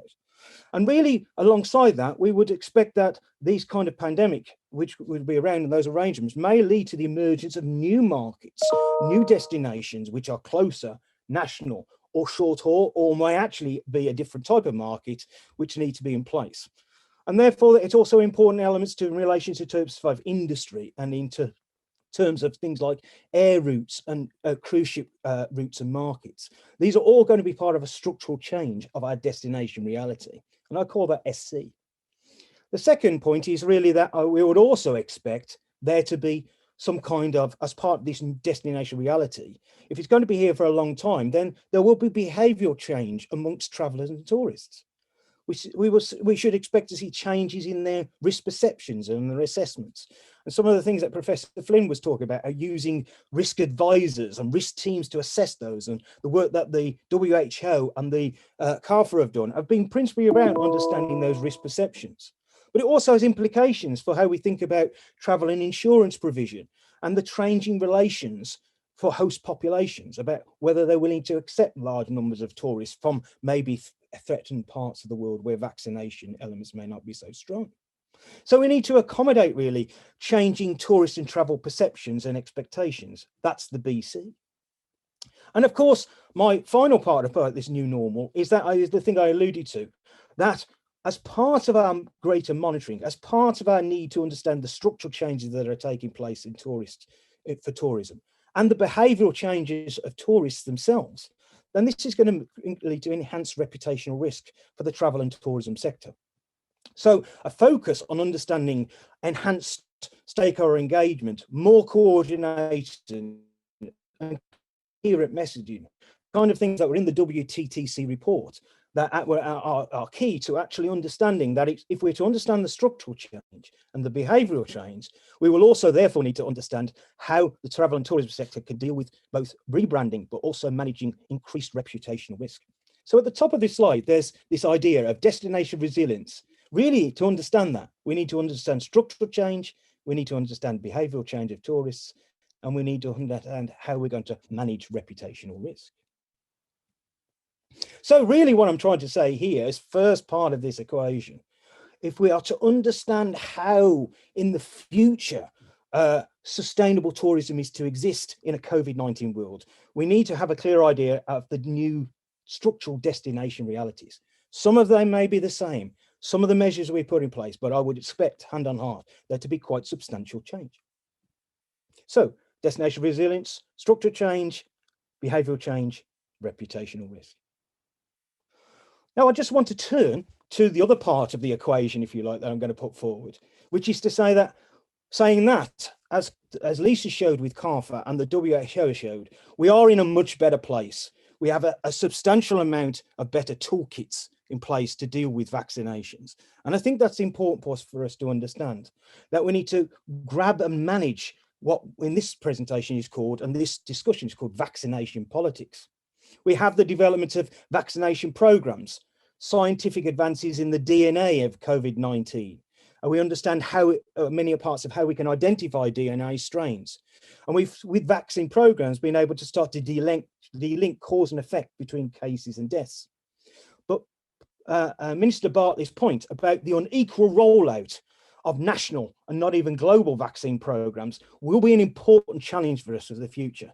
We do need more comprehensive and global protocols and roll out vaccine programs to control existing and future variant threats of this.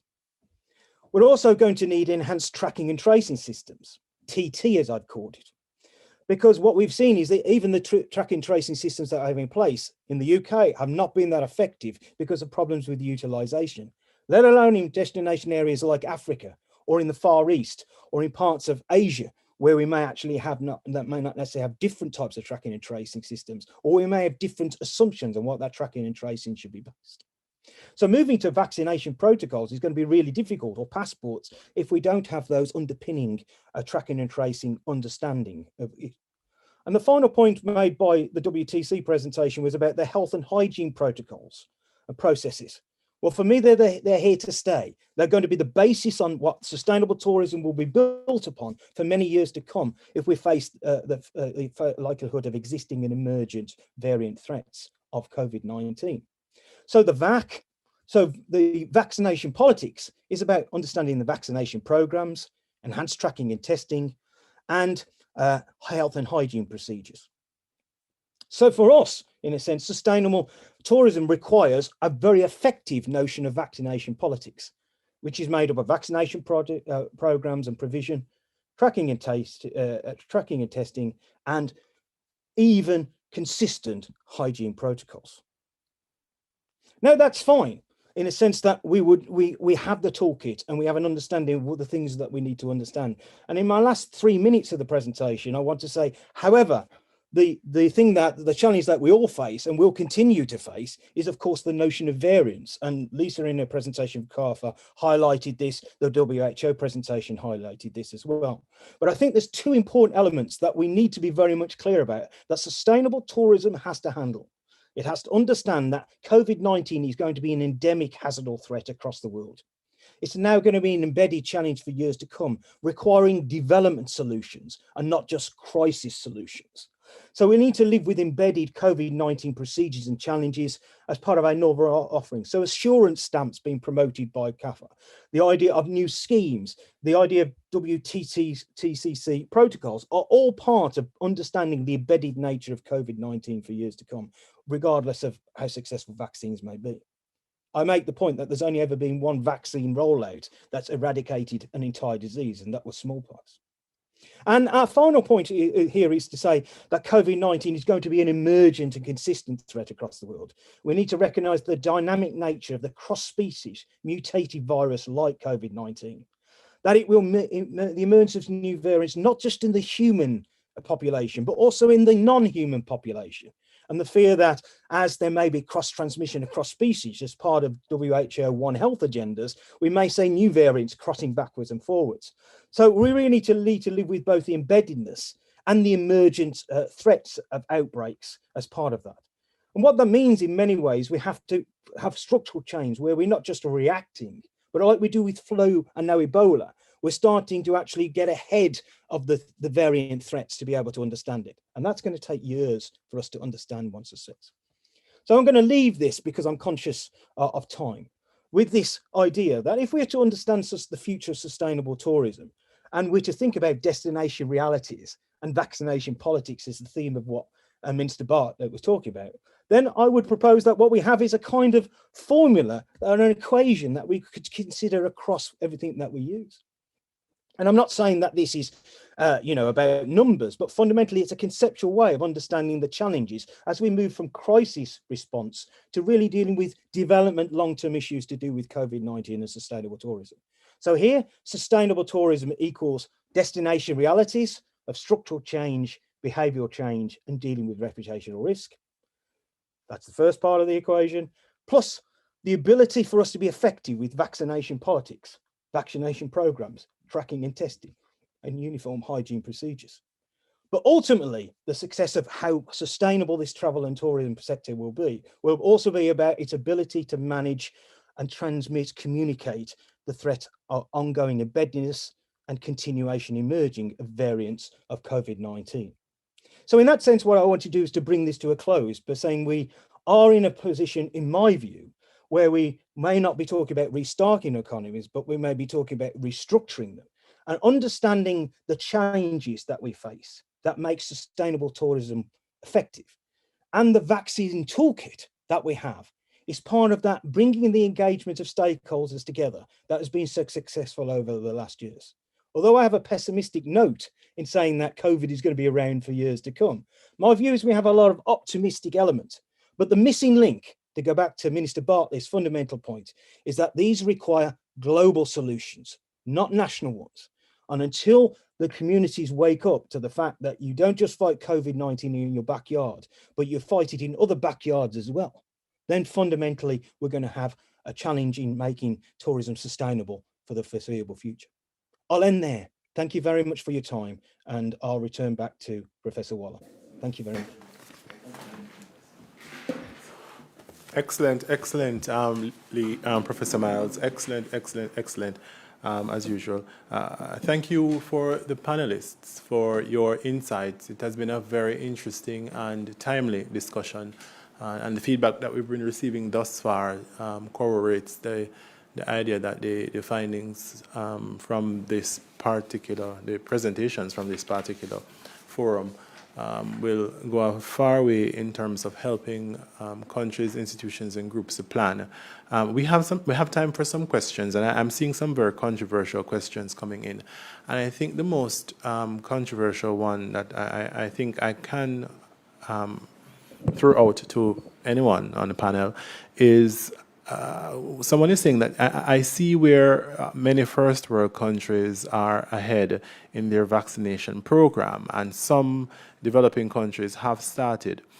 In the instance where tourism is the lifeblood for many of the developing countries, especially small island developing states, what will happen to the countries that are not vaccinated if all vaccinated countries, first world, and the person had second world, but anyway, first industrialized and developing world, begin to trade between each other? Will this facilitate or encourage or widen the already existing economic disparities between countries? A very long question, but I think the essential argument is that if, for example, the United States or the United Kingdom, Jamaica's source market, for example, has achieved at least 80% herd immunity through the vaccination program, and then specific other countries have done so. And because these groups of countries have been vaccinated, that trade, tourism trade in particular, service in particular, will be facilitated. But what will happen to those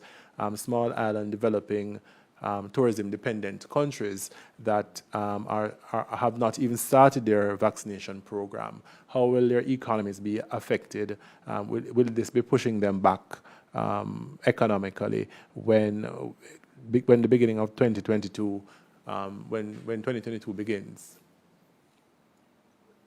I might jump in and just say very practically, really echoing Lee's point just a moment ago about the variant issue is the longer this plays out unattended in any jurisdiction, the more likely we could end up with a variant for which the vaccines may not work.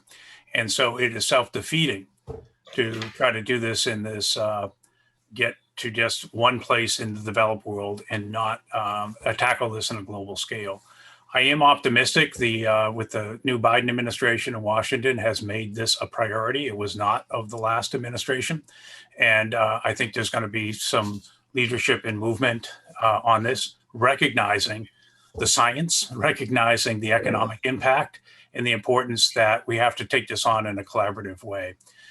Frankly, there's a lot also we can learn in the developed world. I think particularly in the United States from the developing world.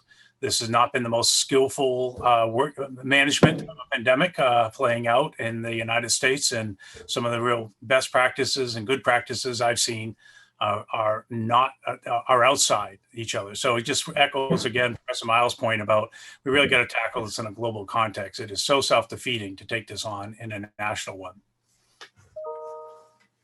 All right, thank you. Anyone else wants to comment? All right, so we have another question here from our court. Okay, we have another question here.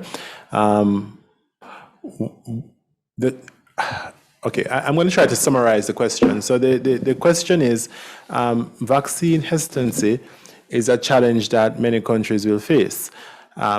In this specific circumstance, if it is that I don't want to take the vaccine, will I be allowed to travel? And a part of the question also asked if vaccination will be mandatory and persons opted out of being vaccinated, how will this impact the tourism, the world travel and tourism sector? So that's another question that is being asked. I'm throwing that one out as well. I can take that one.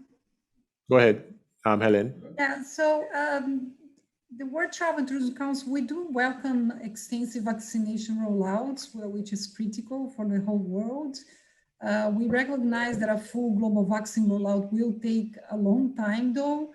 And as I mentioned before, it cannot be the only solution. So WTTC does not really feel that vaccines should be a requirement to travel.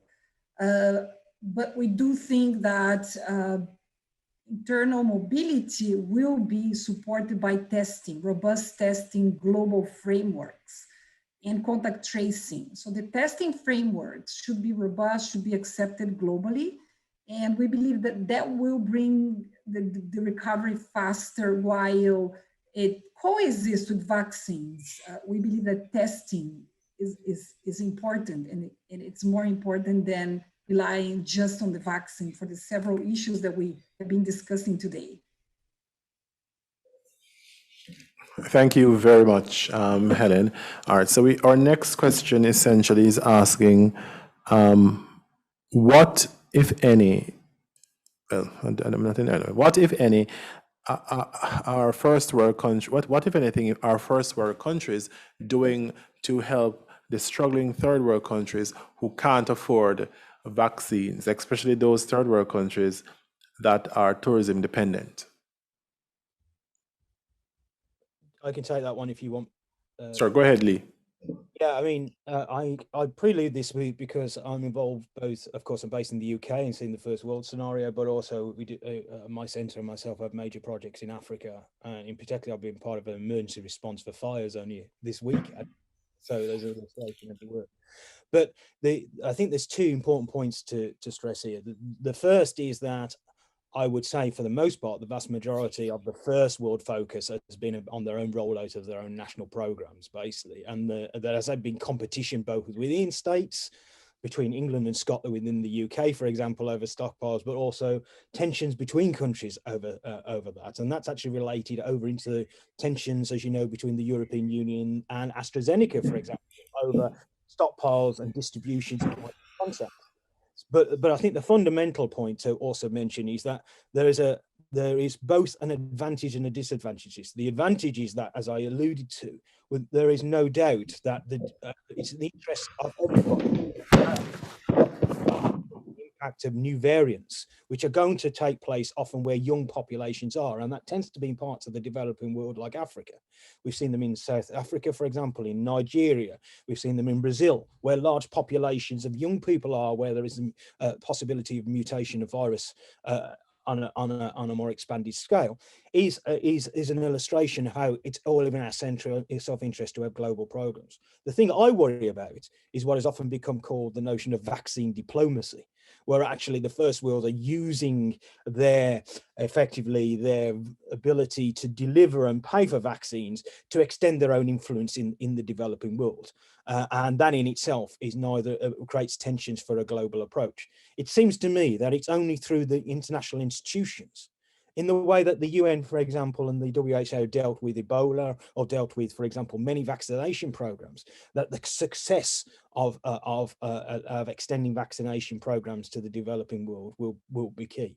So in many ways, I'm surprised that the developing world will do its own thing. It will do as much as it can, but it needs to make sure that the vaccination doesn't become the new area of nation state competition. And that's the thing that worries me from the notion of the future of where we go from here. Thank you very much, Lee. And I think one of the penultimate questions, which is a very interesting question, is given the fact that we have roughly 7.8 billion persons on the planet, and the vaccine rollout seems to be running very slow, as well as the challenge of vaccine hesitancy, what is the likelihood that the COVID-19 pandemic will be over by the end of 2021? That's actually a segue where a point that I was just going to make here. One is I'm reasonably optimistic about how we're going to expand the manufacturing capacity for the vaccine, and that the slow start that we've had in the rollout could change to, we have lots of dosages, but we don't have the mechanisms to get in people's arms. And so one of the points I was going to make here is, and I've seen this firsthand in the US, where basically we are managing so much of the work at the state and local level, is that many states were simply not preparing themselves for actually doing mass vaccination. So one of the keys here is planning for the scenario where you will have access to vaccine, and you need to be prepared for thinking through all the last mile challenges of getting those inoculations happening. I think every country can try to do that, and ideally we should be supporting that process, as well as just the ramping up and the supply chain issues. So it's possible, I think, to accomplish if we do have a global, truly global commitment to doing it, to get, I think, us in a good place by the end of this year. I think the reality probably is likely, given the rocky road we've been on for the last 3 months, is that we're into 2022 before we're there. And the race still is with the variant issue. If we don't beat this quickly, we could be back where we started somewhat. That is with a more either more virulent or even more lethal version that will have us lose ground. So we're all in this together. Final question that is being asked is, I'm going to have to try to see how best I can summarize this particular question. Many countries have received well, I guess entrepreneurs in countries around the world have been receiving stimulus funds from their governments, but it will appear that this is running out. Are there any global efforts in place by international organizations, resilience organizations, to identify funds for entrepreneurs, especially micro and small enterprise entrepreneurs who are currently suffering under COVID, and it would appear will continue to suffer for the rest of 2021?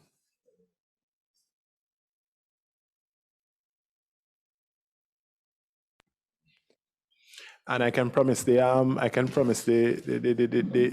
person who sent the question that we will examine the possibility of having a seminar or webinar on looking at solutions for entrepreneurs in the tourism sector globally from international organizations or international foundations.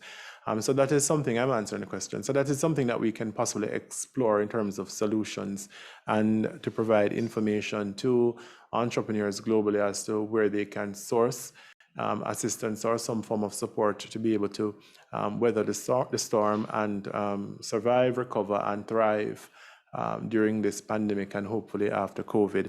All right, thank you. We've come to the end of our question and answer section.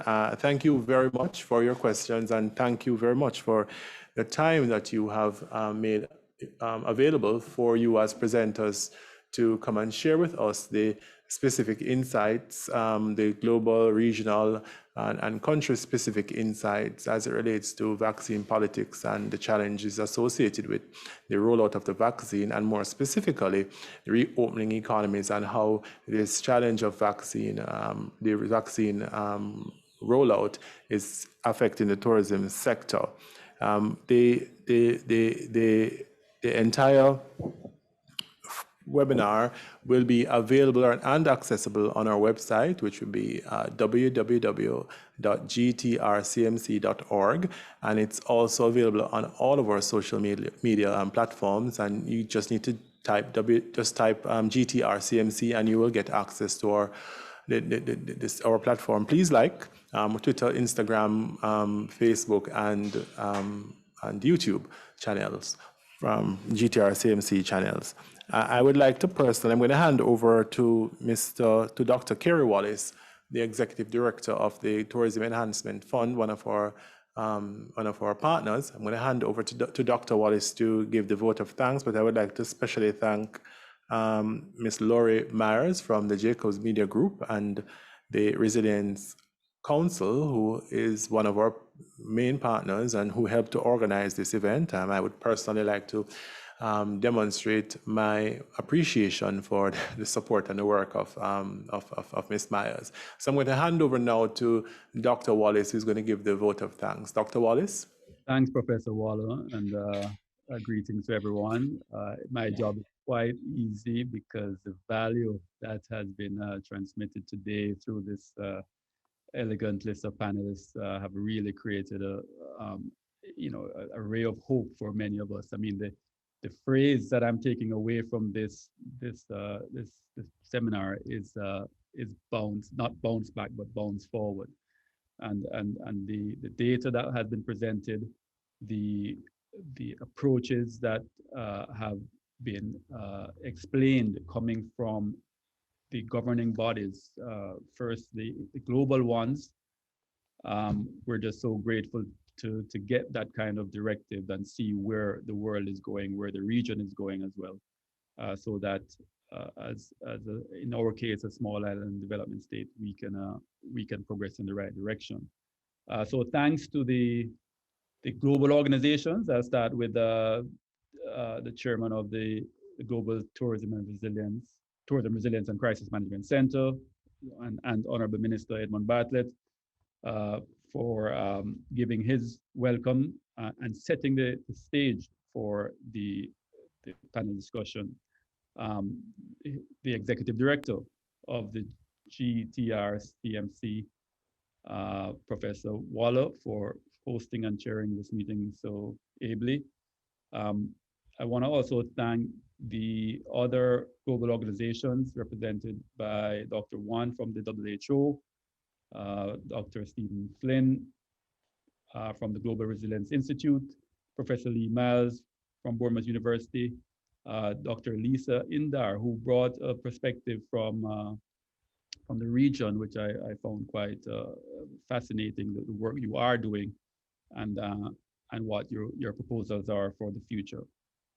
From the WTTC, Mrs. Helena Bononi, a lot of your words and information was so helpful. And I think all of us, the audience, I want to thank you for watching. And I'm sure you would have benefited significantly from the information that has been presented today. I want to also thank those who made it happen. The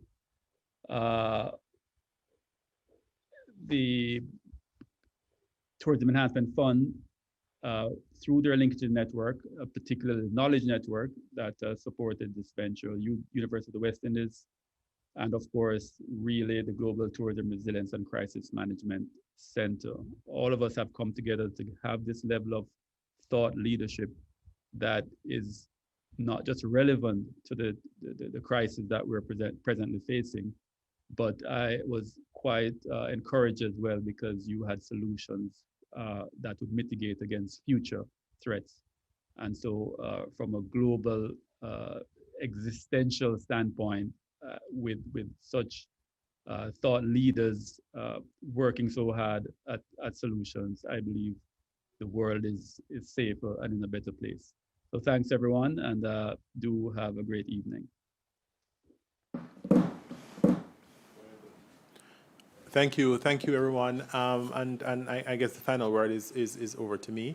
What we'll be doing going forward as we continue to raise awareness about some of these issues in particular and engage our partners and our stakeholders and lobby governments and international organizations to be able to address some of the challenges associated with specifically how the vaccines will be rolled out across different countries and the challenges that small island developing states and other tourism dependent destinations are facing as a result of that. So we will be continuing our effort. We are currently in the process. This is the Global Tourism Resilience and Crisis Management Center. We're currently in the process of developing a vaccine hesitancy initiative to roll out in conjunction with some of our partners. We are at the early parts of the conversation, and we should be sending relevant information out to our partners, sponsors, and to all of the persons that we service as it relates to this strategy, which we believe it's important given the challenges that many countries are currently facing with regard to the resistance to being vaccinated. Thank you again, everyone, for coming. Thanks again to the panelists. I know you guys are very busy, and I know there's also some time issues as well to take into consideration. Our next forum will take place in the next 60 to 90 days, and we are still finalizing the topic. I think one of the persons who were watching the forum actually gave us an idea for another topic to discuss, but we will have an internal conversation about it and then try to see how best that we can facilitate you. Thanks everyone, and from Kingston, Jamaica, have a very safe year. Thank you, everyone.